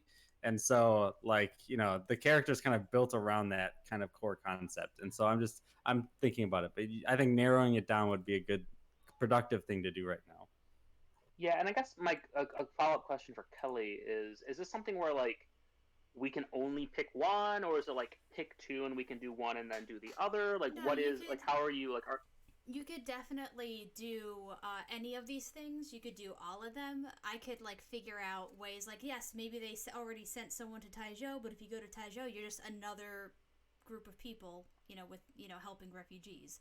If you go to the any one of the isolated civilizations, well, it's always good to have a second pair of eyes look at it. So even if you're not the first on the job, you could still be someone on the job. Gotcha. Because there's a couple that like are really stand out, like both to me as a player and to Taratha as a character. Um, but yeah, I guess what are your guys' thoughts on which ones to call out to you, both as player and character? I mean, okay, sorry, I'm very sorry about this. Can you do like a 2-word recap, like core key concepts of each of these Yeah. I want to go for it because it is 4 and it's a lot. So I want to see how well I've got it in my mind. There is Aarakocra Island, right? the meteor, Yep. Taizhou, Yeah. and the mysterious country people who are outside of the artificer control. That was way more than 2 words. Yes. I will say that the Aarakocra seems like the bad part of anthropology that like Yeah. gives anthropology a bad rap. So like I'm like as a player, I'm hesitant about that. Um, so yeah, that feels like very like I'm gonna go and like observe a native like race and deal with that. Yeah, I mean, honestly, if I had like made an anthropologist, then there are ways to do that ethically. But, um, Yeah. it's that for me would be we would have to tread those waters very carefully for me as a person right now, just because I don't have any patience I think that that's for one of the that. weaker ones of the Um, three for me as well. Like that's one that I'm less interested in. Um, it doesn't Holly, really seem to advance any of our characters' goals. yeah, It does for me because I'm interested in planes, and if these are interplanar Aarakocra on an island, you know, my character could learn something, but I also am not. I'm invested in that thread, but also not in like dealing with the ethics of that. If that makes Yeah, sense. I mean, yeah, my character is like an anthropologist by profession before she became a bookshop owner. So it's not, it's not well, not really an anthropologist. She recorded oral histories, whatever that is as a job title. Yeah. it could be one But of several things. Anthropologists do that too, though. but I don't I like for her it was always about like these desert cultures. So like it's a little Hmm. outside of her ballpark to go for like these Aarakocra. Not that it would be completely out of the question, but like to me that's one of the weaker ones. Like the one I'm least excited about as a player would probably be that one. Um Yeah, I'd I agree with would, that. I'd agree with that too. I also would say that like Tolly is not entirely invested in like going to a space to like input imperial power. Like the idea of like there are these people on the edge of the desert who aren't like controlled by the artificers. Let's go check them out, aka let's go make sure we can take control over them. That's also not really something I'm Above Tolly. table, that's not what they hinted at. I understand that that might be what you would interpret it as, but they're looking to make contact, learn what they do, see how they survive without it, and then if they want to have a relationship, do that, but otherwise leave them alone. but it's worth noting that our characters don't really have that Correct. information because like Yeah. Taratha can't tell us like who is hiring us or for what reason these things are like what their broader reason is. And then that kind of feeds into I think Willow is just overall a little maybe suspicious of like all of this because like Will's a very independent person. Like she's from this very tight knit community, and she left it because she Mm-hmm. didn't like being controlled. And now she's like, now there's like this mysterious group, or like just like this group of no, quote unquote nobles who are just like sending us off on missions, and she doesn't. They're faceless, right? And so like for her, I think that like for someone who's and core like she's a cowboy, so she's independent, right? That's like a hard thing for her to like really like put her talons into, so to speak. In fairness, though, you did meet them, so they're not entirely faceless. Yes, that's true. But she doesn't Um really know them, right? She doesn't have a And relationship that's completely fair. Yeah. yeah, I don't know. I mean, as somebody who is from like a kind of from a group that purposefully like in many ways subverts kind of the laws of Pajnia like because they're from here but not really um like there is no way that that group does not know about the cities in Pajnia, and if they wanted to be connected they would have reached out already. So she doesn't really have any she doesn't really have any investment in like going to disrupt them. I mean the meteor sounds cool. I'm not gonna lie, I was a little excited about like going to a different plane and like dealing with the battlegrounds thing that the Clink and whatever the fuck their other name is. um, Cleek. whatever. You know what I mean. You know who I'm talking about. I know. Like they were all like, "There's this like I forgot championship that thing." you had that thread as well to go to literal different planes. Yeah, like Tolly was like, "Oh, that's awesome," and then like, "Let's do this. That's super cool." And then like obviously didn't show any of that excitement because that's not who she is. But Uh, um, and now we're just like, "Cool, we're going off to the desert." And she's like, "Cool, let's go on the like, let's go off to the desert." Um, but yeah, I think that she would be most interested in nice. Oh, we just got a picture of the cat. on Eric's computer desk, and it's the cutest thing ever. Oda. I Um, love her. I wish my cat would do that. Just be like nice and come hang out with me. It's annoying when I'm trying to speed run a game and she comes and just lies down on my mouse hand. Yes, there is that problem. But I think probably going to the meteor site is the most That's the coolest interesting. one. Like, and also like in terms of like what, like shit that has deeply impacted her life, like that. That is the thing.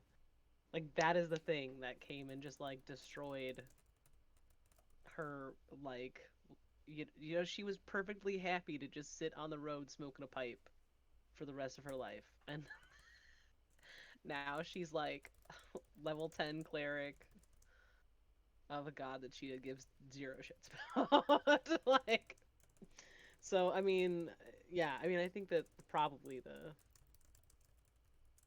that is the most interesting thread to me. And there was one more, but I can't remember what it is. Kaijo. Oh yeah, no, yeah, I don't care about that either. Really, I just want to go check out. Like the two threads that most interest me are like championship planar travel and um uh chilling it with the meteor rock. Yeah, for me, Meteor, obviously, that sounds like a fun time.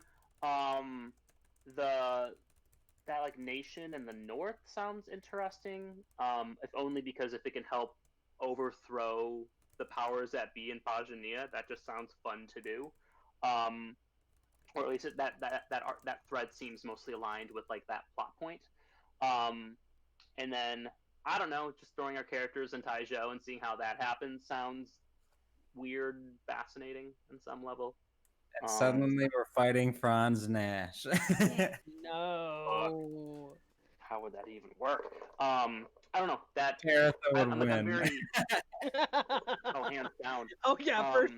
Like Taratha and Tolly and Willow would kick the shit out of Nora and Ash. Oh my god. Can you imagine that fight? Oh, Nora and Ash and Franz against Willow, Tolly, and Taratha. Willow, Tolly, and Taratha would wreck. Like there would just be no competition. Stupid. Yeah, I don't know. Because I'm like the Taijo arc is like very. It means a lot to me as a player. And so. But we're going back. Bridging these happening. We are, but bridging these two campaigns seems like I don't know necessary in some way, but it doesn't matter. Why? I don't know, just to give a greater cohesion. I mean, we could trust Kelly to do that bridging, right? We don't have to, like, I don't feel like we have to make our decision on what we do of these four options based on, you know, that personally. So, yeah, I don't know.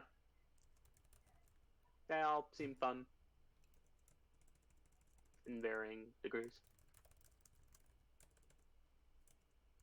I hear a lot of typing from Kelly. Kelly, what do you think? I think I'm typing my response to Siobhan while you guys are deciding what's going on, because I have a fence estimate at 5:30, and I want to make sure I send this out before the people come. Yeah. You have a what? Fence estimate? Oh, yeah. There's someone who's going to estimate the cost of the fence. Okay. Yeah.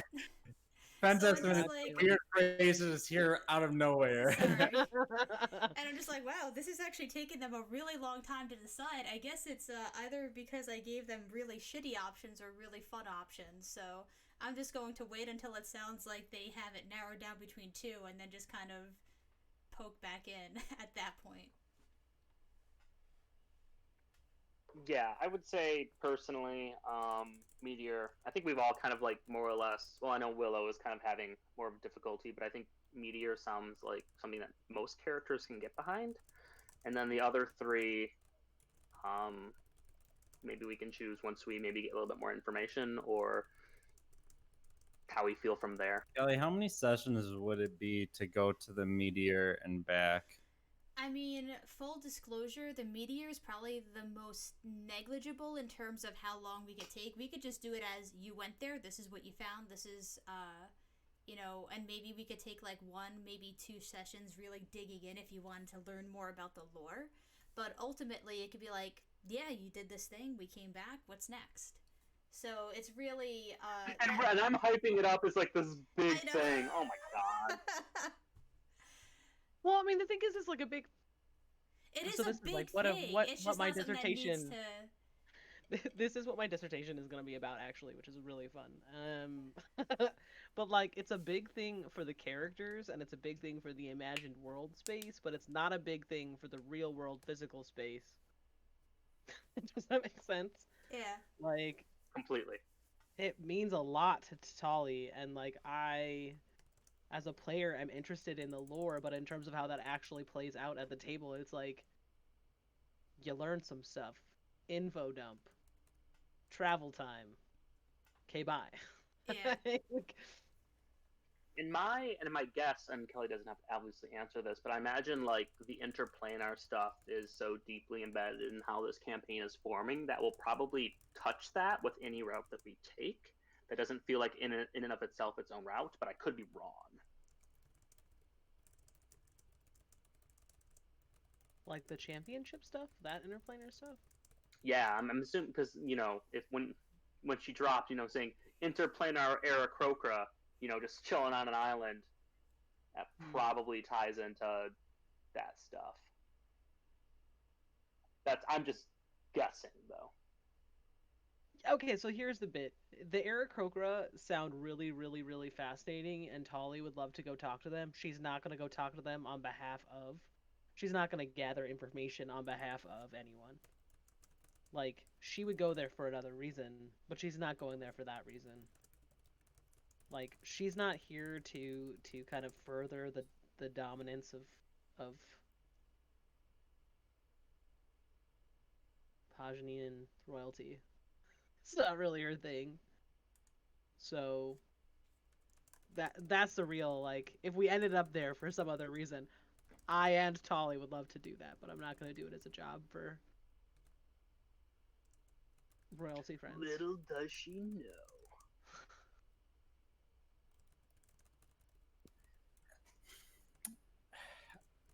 I maybe have a proposition, or I don't know. I kind of have a thought. It requires Kelly's input a little bit, but I'm like playing Willow, and like I'm kind of getting this feeling that like Willow and to a greater extent Zola like need to go back and visit the clan. The clan is a weird way to put it. Yeah. No, but I that is mean, that is an option.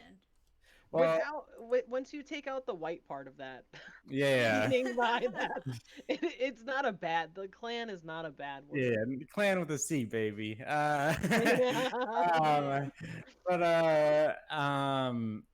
but like, and I'm not saying like with the party, like maybe it could be like you guys go do the meteor and they go and spend 2 months, 3 months with in the with the clan, and like because like Zola doesn't know her heritage or anything, and I think that that's starting to eat at Willow maybe. Because like after like all these interactions we've had with Zola, it's like Zola doesn't fully know who she is, and so like in the way that Willow would want. So it's kind of something that's been on my mind. I mean, is the clan? I mean, I guess this is a question straight for Kelly. Is the clan stuff going to coincide with the mysterious nation in the north in any way, shape, or form?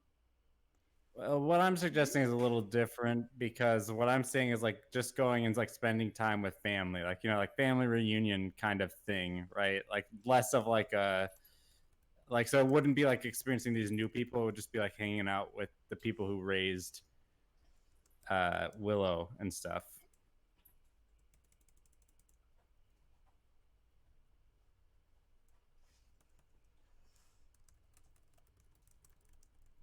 So like we wouldn't be invited, is what you're saying. It would That's there'd be a more tough likely. sell, yeah. But like it's just something that's like on my mind. It doesn't mean it's what my character has to do or anything like that. Yeah. But maybe that would like help give the perspective that Willow needs to go do one of these other jobs. That's what I was about to say. Is like if the clan, if like we know the clan is up north and it seems to be just putting pieces together next to the objective of visiting or making first contact or whatever you want to call it, whatever imperialist lens you want to see it through with this mysterious nation, then that could be how we sell Willow on at least this job. Yeah, maybe. The other thing is like, it's like I think Willow has been seeing like Zola interact with like all of you guys, and she was raised like by committee. You know what I mean? Uh, and Zola, you know, up until this point, Zola's been raised by basically one, you know, person, and like maybe Willow's like seeing the shortcomings of like that. And so, you know, that would be like another reason why she might like want to go see the clan and like give Zola more in like personal interaction, because like the whole point, a big part of her character was that she sheltered her niece, right? And like now that's coming to a head because like they give that inch of freedom, and now like all this guilt is like pouring over Willow, you know what I mean? Yeah. I mean, I could. But like I was thinking that like if you guys did go on like a 3-month quest and it was like just one session or something like Kelly was just describing, then it wouldn't be a big deal if Willow didn't come with. That's kind of what I was just thinking. Gotcha.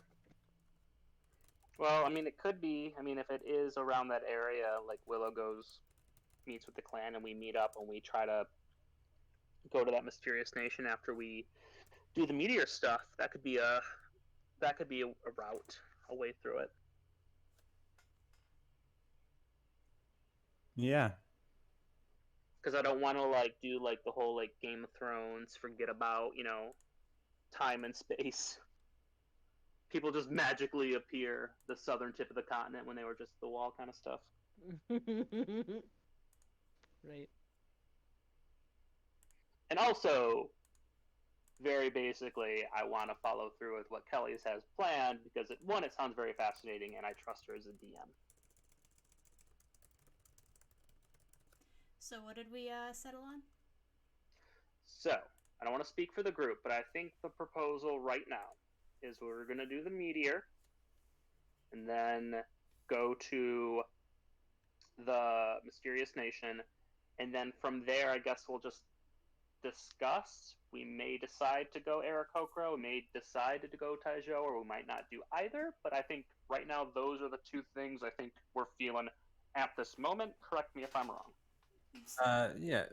Yeah, kind of close. I think. I think Willow would still need convincing on going to see this other nation, but I think Kelly could give that motivation maybe when she goes and visits her clan or something like that. You know what I mean? Like that could, like, does that make sense? Like you could like that. She doesn't necessarily need that motivation now. We could meet back up in Pajania and then go from there to go to that northern place. Maybe if we have fresh motivation or something. Yeah, that would work for me. And who knows? Maybe you could even get a clan member to help Zola in the shop if you don't want her to come with you. So that depends on how good things go with the clan, because like things could go really bad with the clan. So, I have thoughts. So I mean, it's not like her and her twin sister just like are sorry. No, are they twins? I forget. Her and her sister just left. It's been like 20 years. I know. But I imagine there's the you know what? I'm not going to spoil anything. I have thoughts on what what they know, what they don't know, what could happen, what won't happen, all that fun stuff. But I will say that like in character, like two facts that are like inalienable or unsaleable. Whatever, I don't know what word I want to use. One, Willow is very suspicious of this whole arrangement. She's like, why are we doing these jobs? Like it doesn't. They are not normal jobs, and they like seem to like be like almost stepping on her independence a little bit. And she doesn't like not knowing. And two, she does not want to do things on behalf of the Alcots. Yeah. Like in any way, shape, or form. Like if she's doing a job, she really doesn't want it to be, yeah, I'm like one of the Alcots. I'm helping out the Alcots. Like that's not really her MO right now. I'm not, and Eric knows that the Alcott, like the current Alcott admin, has done nothing to really wrong Willow. But that's it'd be like Yeah, I mean it doesn't really matter, right? Like yeah. No, I actually really enjoyed that sort of conflict, for lack of a better word. So I'm glad that it's kind of pulling itself out. So it's fun for me. In Willow's ideal world, she really just wants to unravel the mystery of how her sister died. That is prime objective number one for Willow. But none of these advance that goal, at least directly, and that's okay, right? You can't have every quest, advance. I mean, it advances in the sense that time is passing, and you need time to get your permit to go into the library. So it's stuff that what's oh yeah, going the to do fucking anyway. tournament. You could do the tournament. Does the tournament give us the permit? Like I don't understand. I missed something. The tournament could give you the permit. You get to get the hero's wish, the winning team, if you win, and if you win, you get the hero's wish. Win. This is gonna be like the anime. I just added 100 HP to the final boss. I mean, Willow would definitely not be down for like possibly dying in a tournament. Oh like, no, it's 100% non-lethal. It's actually very frowned upon if there's any sort of killing. Okay. So still would be weird, but like I would consider that below what the option we just presented for right now. Oh, yeah. But and I bet that we'd want to use our hero's wish on something cooler than that. Cooler than speeding up a process that's already taking place or whatever. Oh yeah.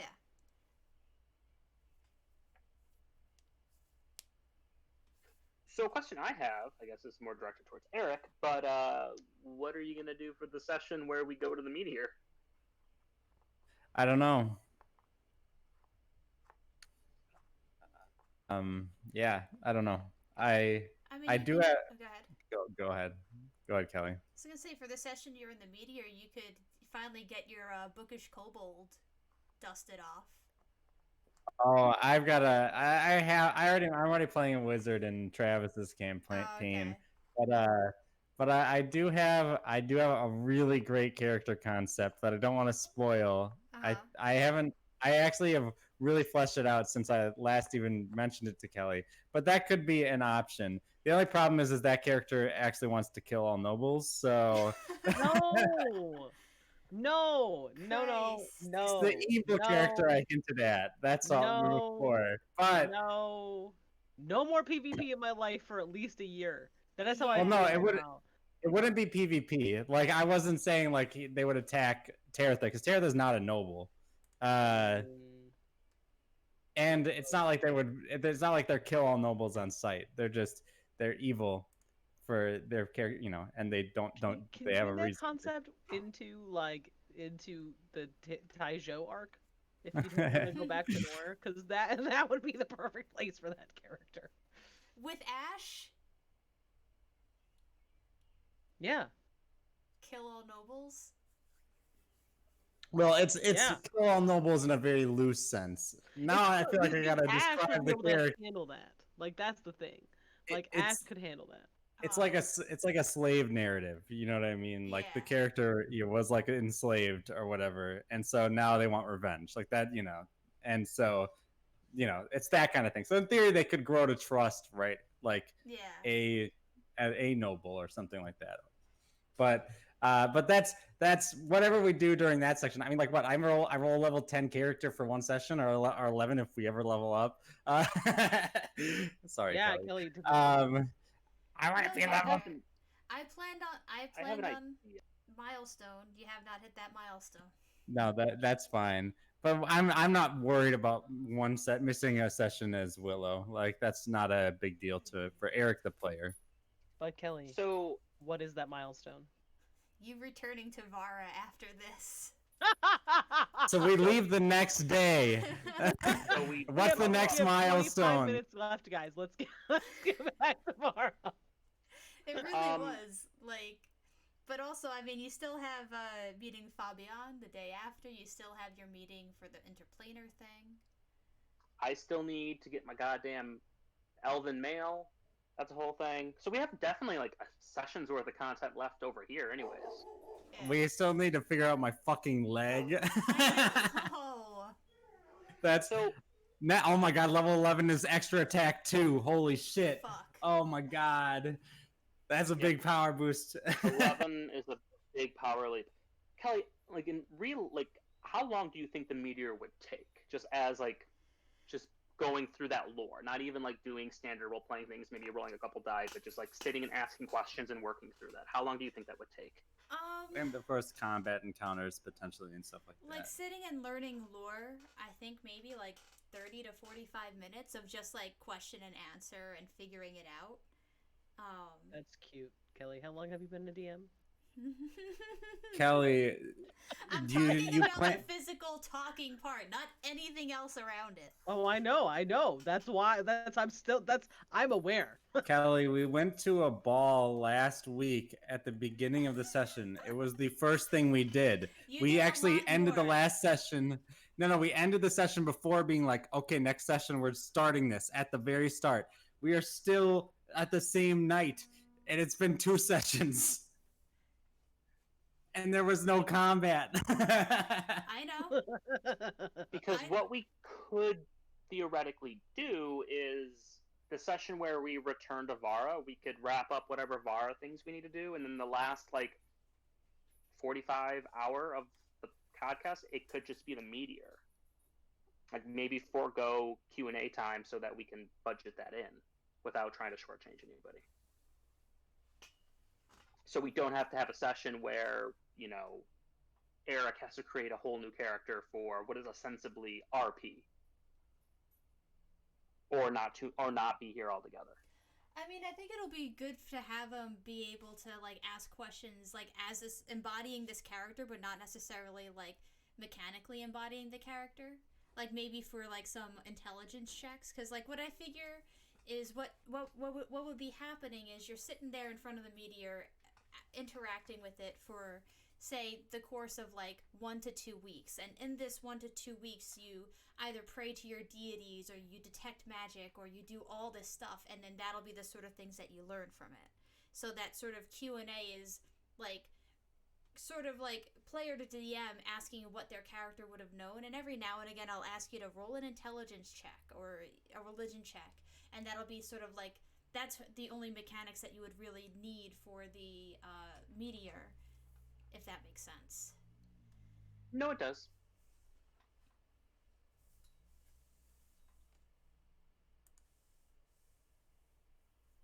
But would there be no combat encounters or anything? Well, what I planned was for there to be combat encounters if we were to do like a 1 or 2 shot.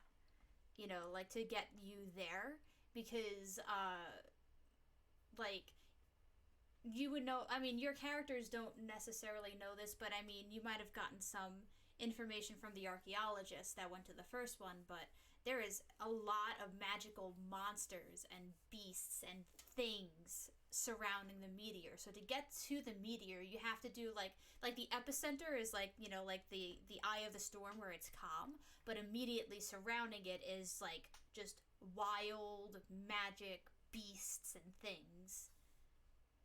So Fun times. so like we can either play that out so that Eric can have the you know, the session with a new character, or this is like low stakes enough, like yes, like it is dangerous, and I don't want to say that it's not dangerous, but in order to be able to feel like, you know, for the players, like I'm okay with not having you play through deadly encounters and just say, yeah, you had a lot of people with you on this caravan, some of them died, but you weren't one of them.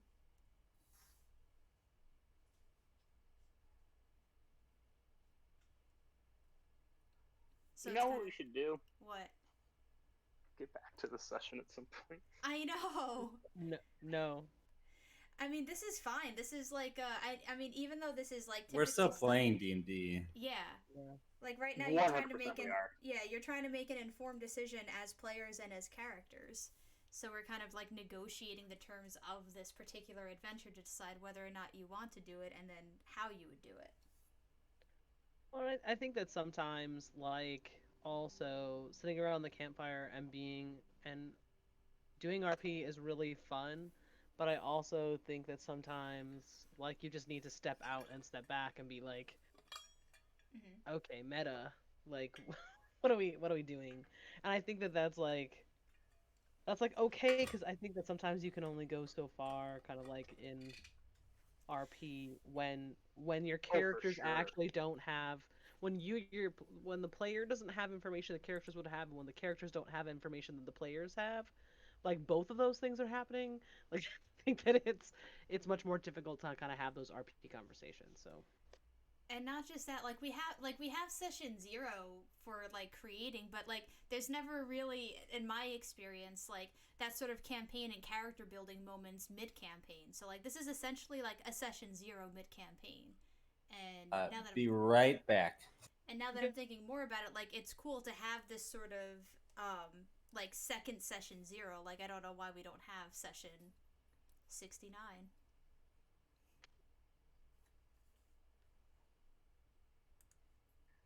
Fuck yeah. No, this has been great because it's very hard to do this in characters. Everyone has already said, and also, god damn it, when you have 4 choices.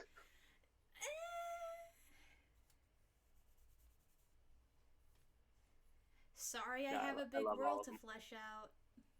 Yeah, you do, and I'll flesh out every last corner. Where are we going Nice. to next? Dwarven Mountains. Let's go. Apparently everywhere except the undead in Geo. Well, to be fair, Fucking you anywhere but did that. We this. already did that arc. That arc I know. already I'm fucking I'm happened. joking. Don't worry, I retaliated against that arc pretty well, I think. Yeah, too well. I mean, these How are they? characters were built to do that. Like we could have got actually Talia and Taratha would have wrecked some undead shit Oh yeah. if we would have showed up Yep. there like wrecked. Gyu is one of the places I want to spend more time one day. I think it'd be cool, but not Cause right fuck now. Valencia. I'm joking. Yes, exactly. Valencia was good to Nor. No, like one day I That's want to true. like write a short story about what Z is up to. Yes. Completely different campaign. I love it. Well, I guess do we want to do the discussion with the guy to the next morning and to Fabian? Yeah. So Let's do it. all right. So y'all sleep after having a lengthy discussion about motivations and what to do next. Willow, you leave, and what do you send to Fabian to meet up with him? I'll just say meet me in uh town square coffee shop. Okay. And let me just see. So you get there first, and he doesn't show up for a long time. You start to wonder if he even intends on showing up, but then you see the familiar flop of hair as he saunters in confidently into the room with his squirrel on his shoulder. And he gives you an apologetic look as he, just kind of plops down in the chair. And he went, "Sorry about that. I got a little lost. Not gonna lie, it's kind of embarrassing." All right, well, hold up your end of the bargain.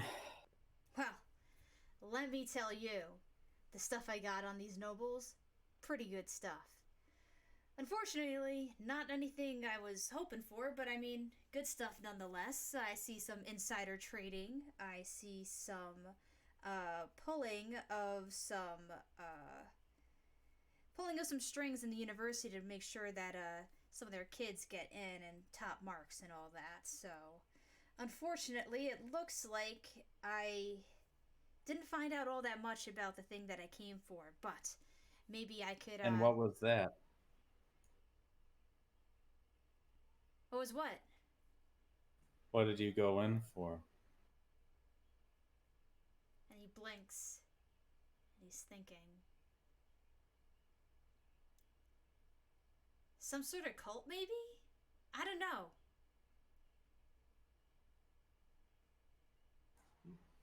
What do you mean you don't know? You can't remember what you initially wanted to find out? I don't know. Sometimes I just, get ahead of myself. Think that I start sniffing things out and, making mountains out of molehills and all that.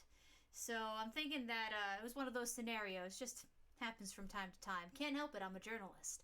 But, maybe I could sniff out a little bit more stuff from them if I kind of let them know what I do know.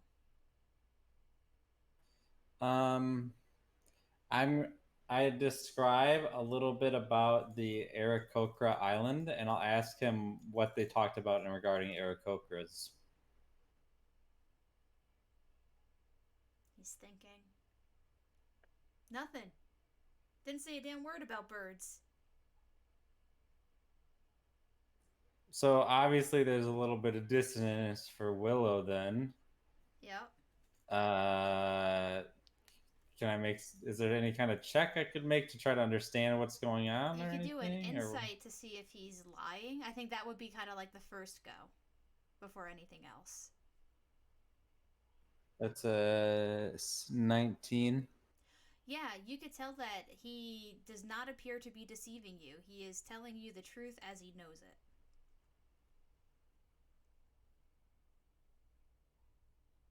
What about a meteor? Did anyone talk about a meteor? No? Well, there was that kid, running around the place with his what's it called? Puddles. So they did talk about the meteor in the big room, not in the secret room. Really? Well, yeah. I'm a man of my word, Willow.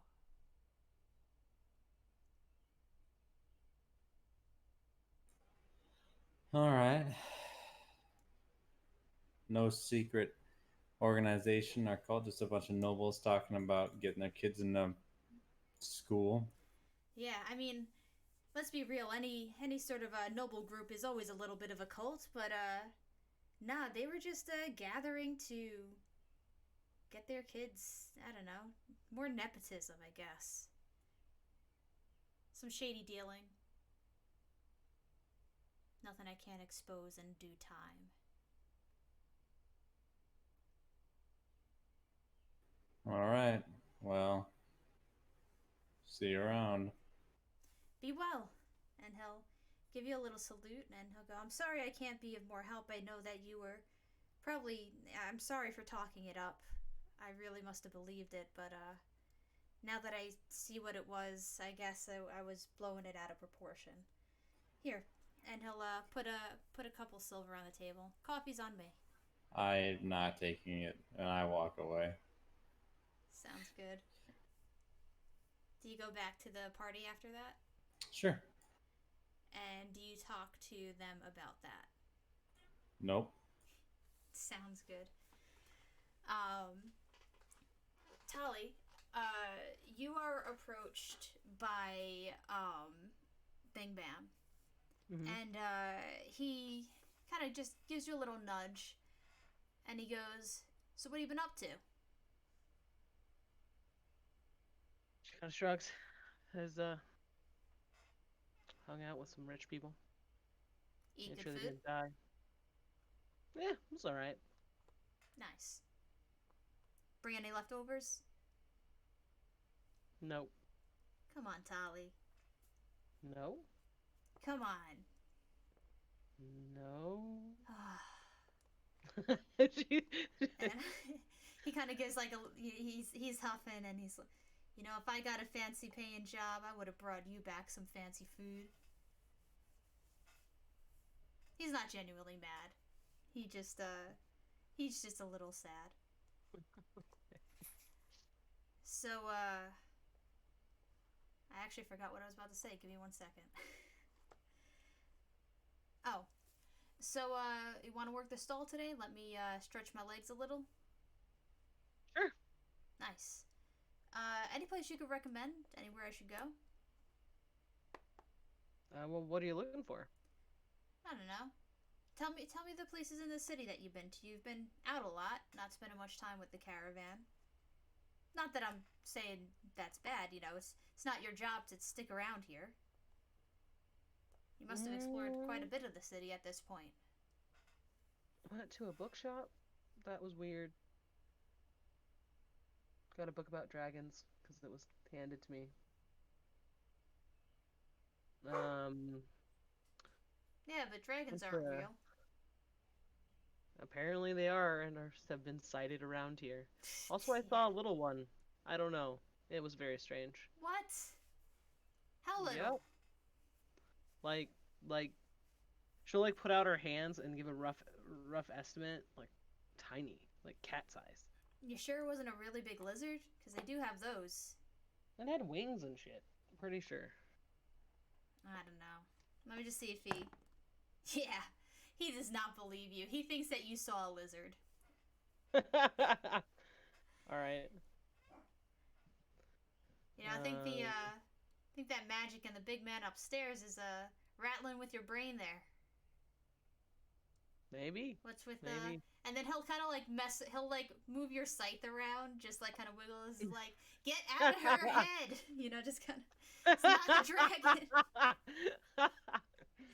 Just messing around with that. Can you roll me a D100, Leia? Oh no, I can't. Roll it. Don't be mean. Why are... fine, I have to find these stupid dice. I'm looking in the wrong place. Fuck you, dice. Fuck you. Fuck you so hard. Just fuck these dice, Kelly. What? I never roll hundreds on anything fucking cool. That was 100? But, yeah, I got 100. That's beautiful. No, it's not. That is Nothing so beautiful for happen. me, because it was only a 90 or above that this would happen. Hate you. The scythe, as he's wiggling it, just turns into a flock of ravens and just start swirling around the two of you for a moment, and like kind of scares him back. He just like kind of steps back real quick, eyes wide, and then the scythe reforms back into itself. Nothing bad. It's just a little show of don't touch me. Yeah, Tolly just looks annoyed the entire time. Like, not surprised at all, does not move, just is like crosses her arms and is annoyed. Wow. You got a touchy god there. I'm glad he's not looking over me. Yeah.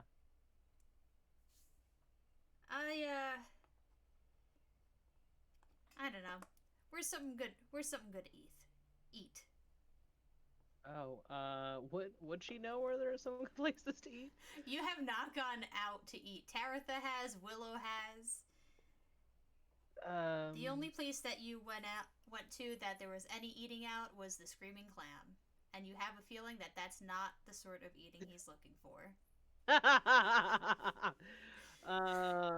No, there's this little lunch stall run by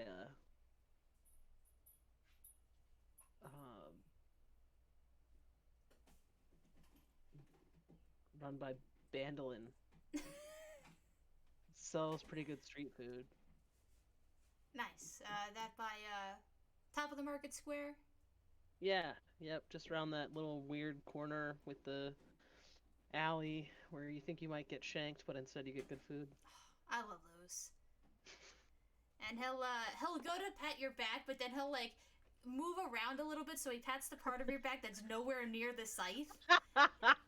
Give a good pat, and he'll go, thanks for keeping an eye on the stall. I appreciate it. Yeah.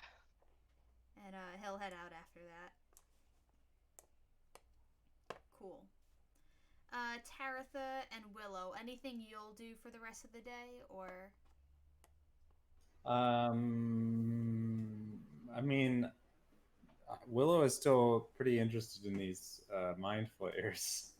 Yeah, we could we'll we'll settle that next week because we are at getting close to 4:30. So I would like to kind of use the last 4 minutes before discussion to kind of plot out what we want the next couple sessions to look like. Because we do have mind flayers, we do have the library meeting with Taratha. I would like the rest of the party to join in on that if possible, or not necessarily join in, but just kind of be around, just so that it's not because there's like this past session, just because of how it's sort of played out, it's just been a lot of Taratha and not sort of the party being able to interact. So I'm just trying to find it so that it's not like, all right, Taratha gets the noble card and is doing all this stuff, and y'all just have to sit there and listen. So I'm just trying to avoid that. Or actually, what I could do is, Corey, if you're okay with it, if we could just settle that through text outside. We can absolutely do that. Yeah, let's do that. So then, if that's the case, you would have 2 days to settle this, because you're leaving, or like a day and a half, because you're leaving at around noon on Sunday. It is currently like the early morning of Saturday. So I need to go get my elven mail. Did you order that? Yeah, I did. Okay, then that's fine. I just already forget. paid for it and everything. That's fine. Yep. What did we get paid for this guard job? I forget. We'll just say 50 GP for the evening. Oh, it was definitely more than that. That was like Was the it? highest paying job. It was. You were really funneling us into that one. I forget. I genuinely There's no forget. way it was just 50. That's all. It maybe wasn't much more, but it was like at least 100. Because Willow wouldn't have done it for 50, because that was pretty dirty labor. Was it?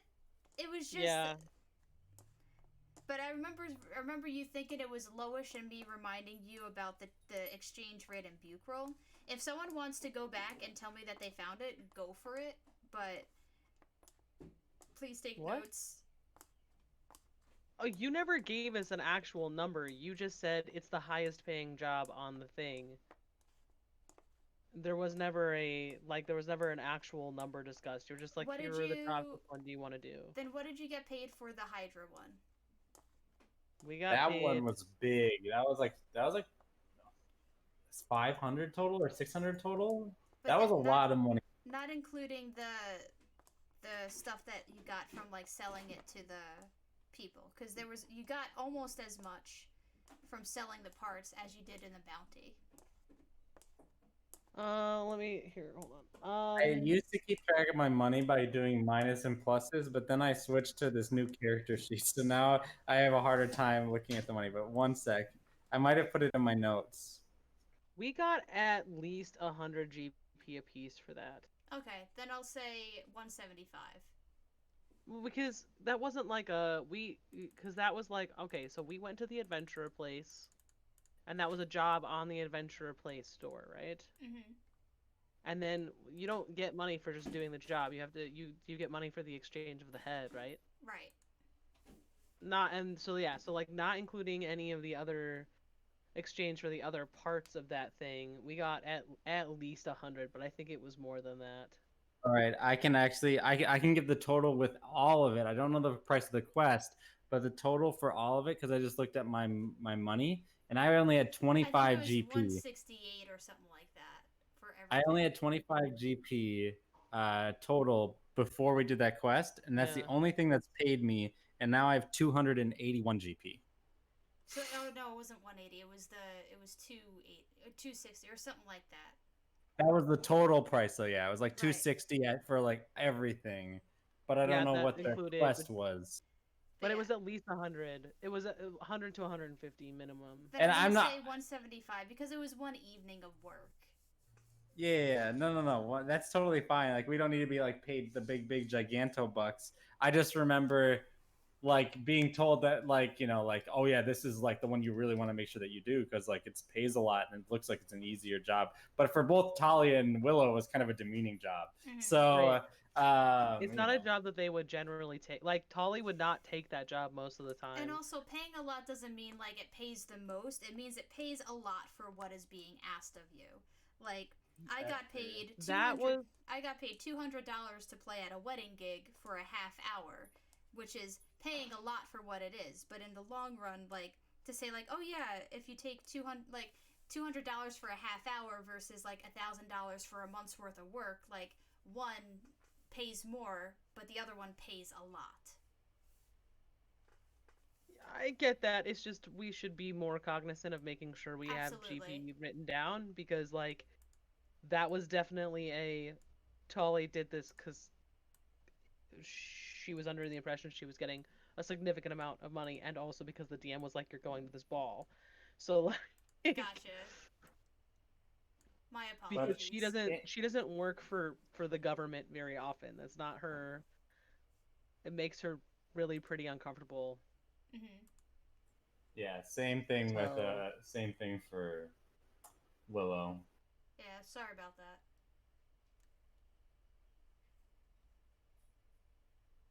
So yeah,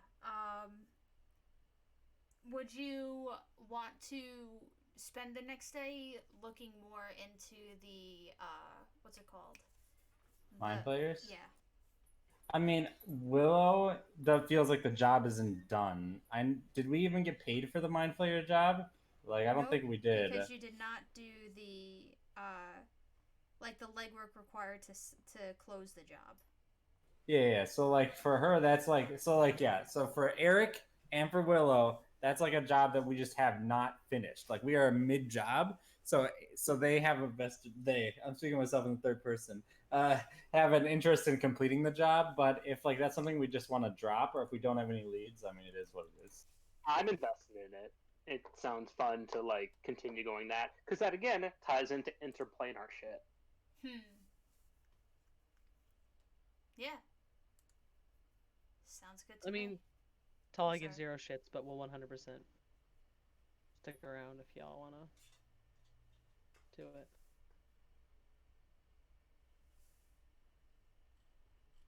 Thumbs up. All right. Did I pick up my elven mail? Yes, you will do that. So you pick up your elven mail, you go to the library, we'll deal with the library separately, and then, what's it called? We'll start off with it being noon on Saturday. I now have 18 AC. Beautiful. I'll still kill you. And we'll pick up there next time, or are we playing on? We'll pick up there next time because I have a hard leave at 5 o'clock to kind of start getting dinner ready and everything before the fence people come. I will be sending you messages, Kelly, about the leg, but you don't need to respond to them right away. I just if I don't do it right after the session, I Oh yeah, will forget. we need to settle the leg. Because like I like spent all my money. Like I dropped from like all my money to like zero GP to get the leg, and then it's like it's so funny. Yeah. Get a refund. Sorry, All no right. refunds on special orders. I'm kidding.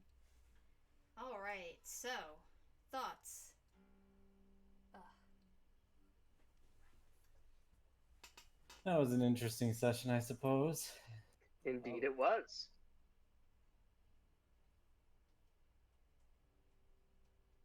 Yeah, right now I'm just distracted by I have my harp next to me, and I didn't realize how much tuning had to be done with this damn thing. I'm hoping it settles out. Because usually it needs like 2 weeks of like constant tuning and then settles down, and I'm still in that 2 weeks of spending 5 minutes tuning a million strings. But, what was I gonna say?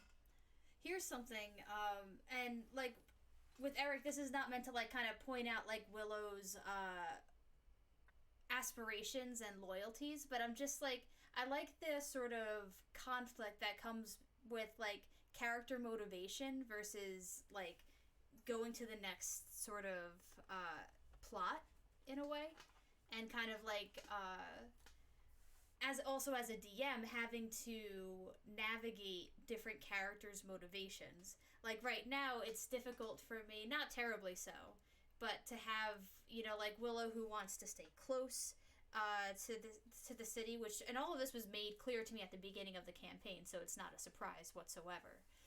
Taratha who wants to explore the different like the different worldly things and otherworldly things. And Tali, who's just like, yeah, I'll go along sometimes, and also fuck the government. So, I'm just not sure if we wanted to have a conversation about planning around characters' motivations, both as DMs and also being players having to either put your foot down on or having to compromise your character's motivations in order to go with the flow of the party. I mean, we all more or less kind of have to do that at certain points, right? Especially when like personal character stories like come to the forefront and that like needs to be played out. Mm-hmm. Yeah, I love those moments, and I'm not sure how you all like feel about it, but sometimes when like the DM surprises you with like, oh, this is like my character's arc, and suddenly you're on the spot in a way, and now you're kind of like you don't know what's going to happen, and it's almost like you're getting flustered on behalf of your character when stuff is happening to them. Whereas like if it's just like, oh yeah, I got hit by a rando enemy that has no like impact on my character's background, or they Mm. might have an impact on your character's future but not necessarily the background, these sort of like ghosts from the past, regardless of whether it's a skeleton in your closet or not. It's almost like you're with your college group of friends, and then your high school friend joins for a hangout, and now you have like this other part of you, or that they know that your new friends do not know. Yeah, it's kind of what these actually like last couple sessions. It felt like Taratha really didn't have much of a reason to go to the city. She just went along because everyone else was going along, so it just made sense. And then these last two episodes, like, yeah, hey Taratha, don't forget you're an Alcott. Uh, I was not expecting any of that. That was fun.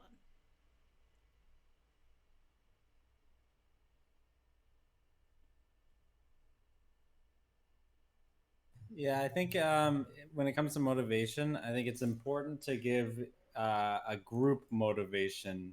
Um, and that's one thing that I strive to do as a DM, just in general. So, for instance, um, we did like a lot Lost Minds of Fandelver thing to start my current campaign that I run on Tuesdays. This was like over a year ago now, but I made it really clear for every character that they liked and had like a good relationship with the what's the main dwarf guy, the guy who gets kidnapped, right? Yeah. Like the main thrust of the story, because I wanted everyone to like have that driving factor, right? Of like, whether it's wanting to get paid or because like they view him as like a surrogate father or whatever it is exactly, for every character like that, they had stakes in like the primary thing. And then like what I did is for in our current, and then like later on in the campaign, like all the characters like grew to love this one city, and then I had the city get attacked and taken over by dragons, so they all fucking hate the dragons because they were all there when it happened. Like, I mean, they have like a vested interest now in like saving the city, that they're estranged from.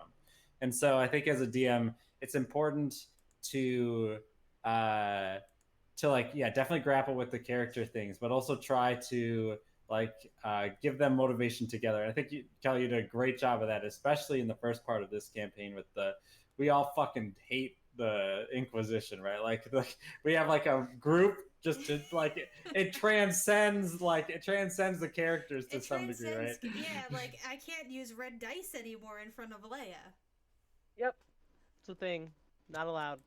And so like when you have like the whole group has like that collective kind of conscience or that collective feeling towards like certain things, that's like excellent way to motivate players, I think, towards like certain things and ideas. And so that, like when I'm thinking about player motivation, I often like defer to group motivation, and then I try to like that's maybe where my starting point, and then from there I'm trying to think of how can I weave individual motivations from backstories and from like the way these characters are and their current relationships and things like that into the broader motivation that like leads the party.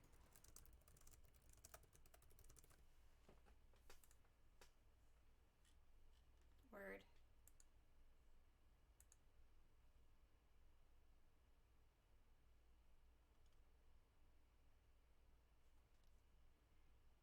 Other thoughts. I didn't come prepared this week, admittedly, with discussion points, but I could either come up with something on the spot. We don't have to go to 5. I love playing with y'all and talking with y'all, so I'm happy with whatever. Fucking Inquisition, man. Seriously though, I can't have another character invested in the Inquisition. We're not going there. That's What do how you I feel mean? about that. I mean, one of the reasons I really like this campaign is that it has nothing to do with any of that. Oh yeah. It Right? does. Like, we don't have to deal with literal Nazis for a bit. Like, I am really excited to get back there and to do that arc, and I'm, as a player, really excited for that, particularly going through that as, like, locals of the city saving the city. Like, I think that's, like, a really, like, that's going to be a really powerful thing to do. And also, I can't, like, after playing through it twice now in 2 different campaigns, like, I can't go back to the Inquisition with this No. fucking group. Like, I will go back with Ash and be so happy to be there with Ash, but I cannot have another character that's like the Inquisition. Like, no. Yeah.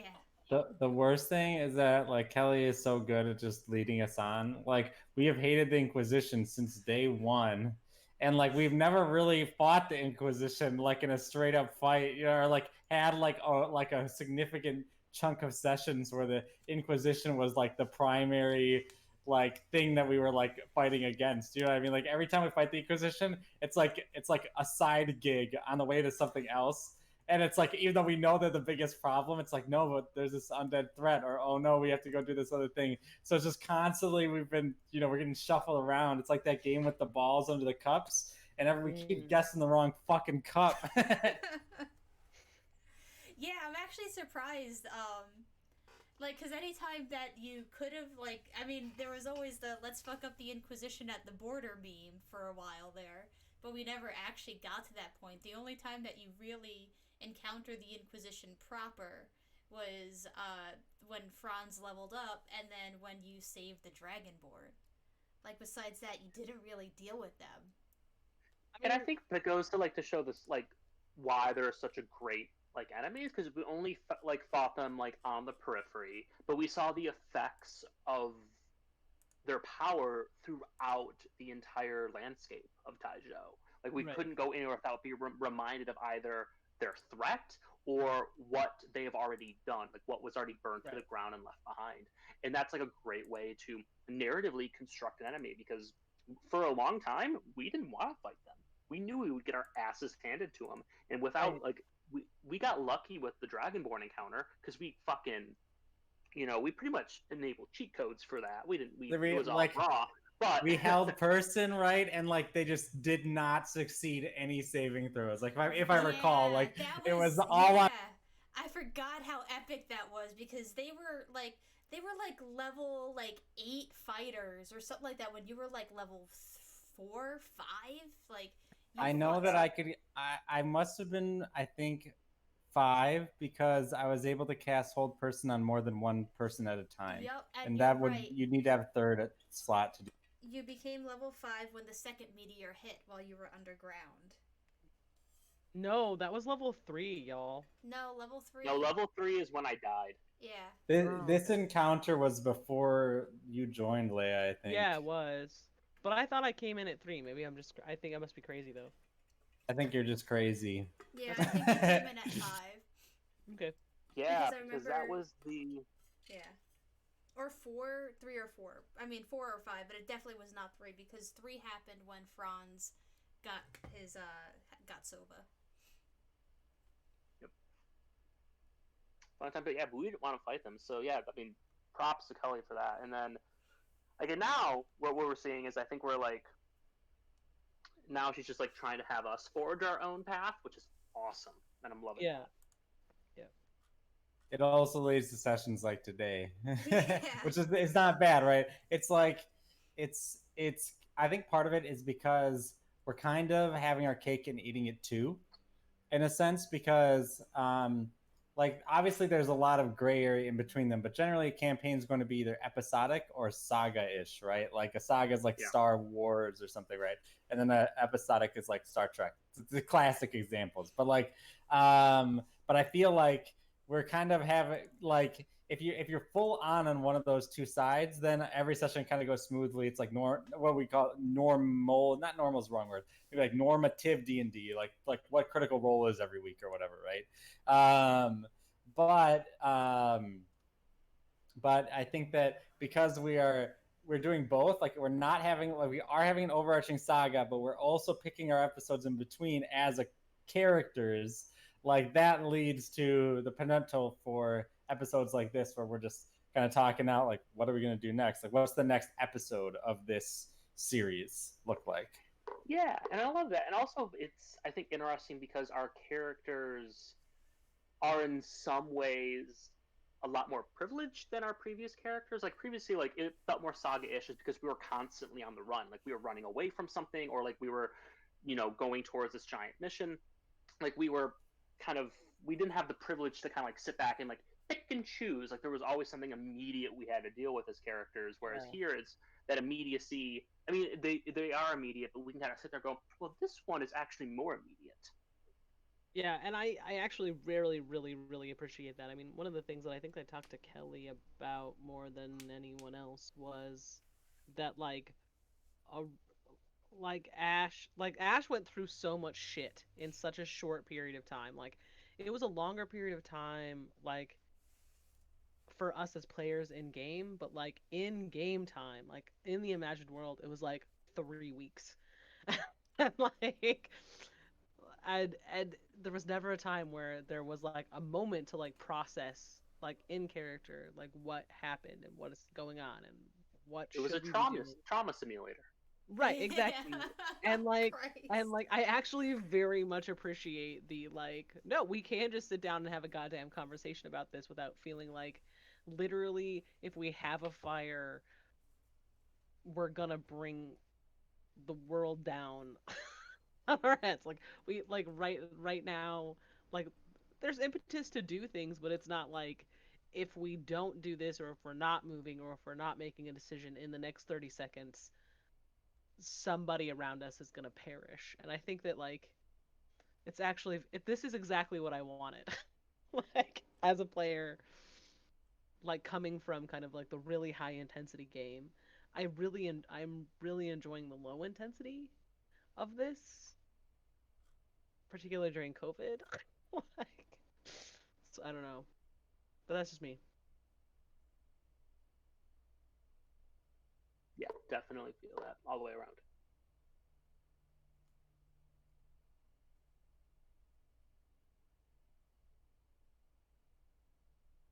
So how are people like enjoying COVID time gaming? I love having so many games. I miss being able to play in person. I went to Bobby's house to pick up a mask that his wife made for me, and they had the little like delivery box in front of their door. Yep. And he came to the window to wave at me, and now I know why my dogs get excited when they see people outside. Yeah, I think it depends on like the kind of gaming. For I still, I do not. I like playing D&D in person a lot more than playing D&D over the web, but I feel like I'm adapting. But I will say, like an interesting development that's been kind of contrary to what I would think is like, and just I've become like more of an anti-social gamer. Like I play less multiplayer games now than I did before COVID. Like maybe it's just because I have more time, so I'm just playing all these single player games. But like in the past like probably like 3 weeks I played through all the Half-Life games, and like just this week I started speedrunning Portal 1. So like I'm just like like doing all this like by myself gaming now, which is kind of interesting.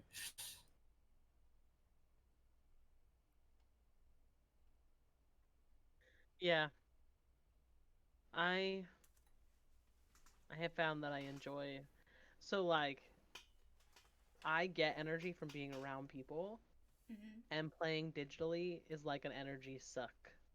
It's like That's how I feel. Yeah. this is literally what being an introvert must be like. Like, because I like it's good that I am socially interacting, and I think that I would be worse off without kind of the digital games that I'm in for sure. Um, but I only have one game that comes. Well, that's not true. So all of the games that I'm in simulate kind of co-present proximity because they're all like D&D where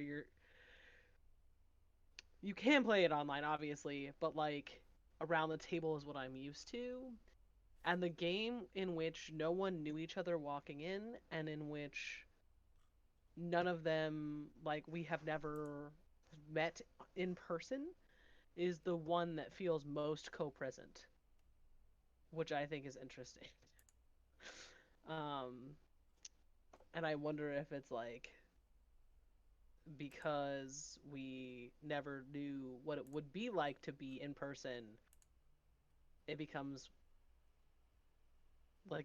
more normalized or it feels more like we're with each other because we haven't ever been at the table together. But I don't know what other people how other people's experiences with that are going.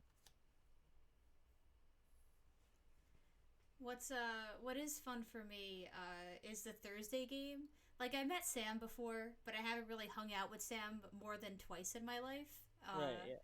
And I've never met Cameron or Andrew before. And like the longer I play with them, like it's almost like weird to be like, okay, what's it gonna be like in person now that I like know you guys, but now I also don't know you guys. Like how is like whenever like I understand like some of Sam's mannerisms because I've seen him in person, but like when Cameron or Andrew act as their characters, I'm like imagining what sort of like expressions and movements they're doing. And I just wonder, like in person, are they doing the things that I'm expecting them to? Like when when Andrew's doing his Lob voice, I imagine him like throwing his hands up a lot. Just kind of like a fed um, up throw their hands up. Like I don't know. That's I my mean, Lob voice.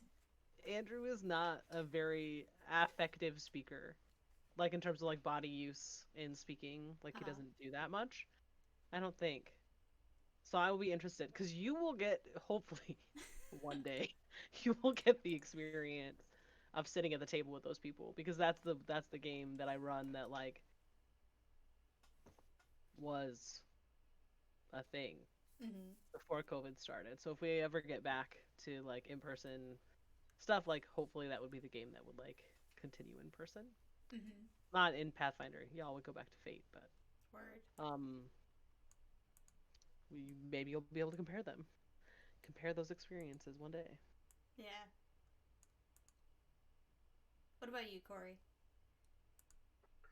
Man, my gaming habits really haven't changed that much. I don't know. I don't like Eric. I'm adapting to this online thing. I don't care for it. There's just always that.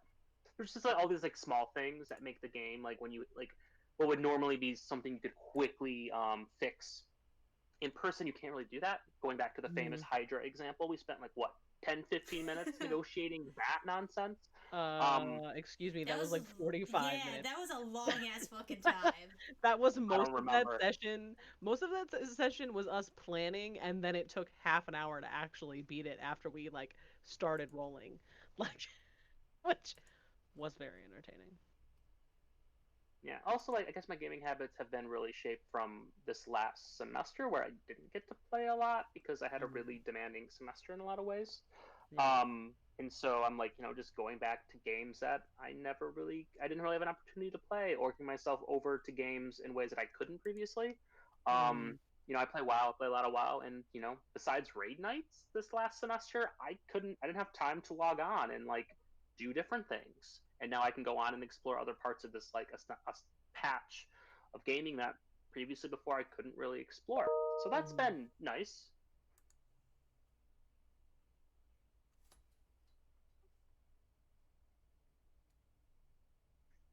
But specific to COVID times, I don't know. Just continue gaming.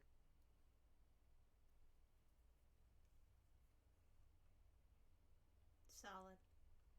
I want to build a PC though. That's been. Hey, I built one in January. If you need help, let me know. I can, give you some. If you, I don't know, maybe you've done it before, but No, I haven't. No, it'd be my first time, and I will. It's just a matter of me validating that purchase to myself. That's the only hurdle. That's like literally if I can validate that purchase. I'll say that I know it's a little off topic, but I have been really, really happy with my decision to build a PC. But do you already have a desktop, or are you No, just using like a laptop? I just have a MacBook, so it would be in yeah, it's a whole fucking thing. Yeah, I would say I found it very worth it, but I'll leave it at that for now. Yeah, no, I am the most happy that I have a PC. Like, really, I know I'll actually. be happy. I just have to. It's just it's all about just the price. It's just like dropping that 1,200 and just magically just having that out of my bank account. Yeah, that's it. That's it. I mean, Yeah. yeah, it's certainly a lot. I have to buy a laptop soon. I've been saying I have the laptop I want like ready, and I just keep like being like I'm gonna do it, and then I just don't. But it's a lot of fucking money. It's a lot of money. Like actually, I think my laptop is gonna cost more than my desktop did. Oh, it for Oof. sure will. So, but my desktop is pretty, and I have two monitors. I mean, really, it's the dual monitors. Like, actually, I love out of having all dual the other monitors. things, the dual monitors is the shit. Like It's a that game helps changer. so much. It is. Yeah, It I have totally two, and it's is. awesome. Um,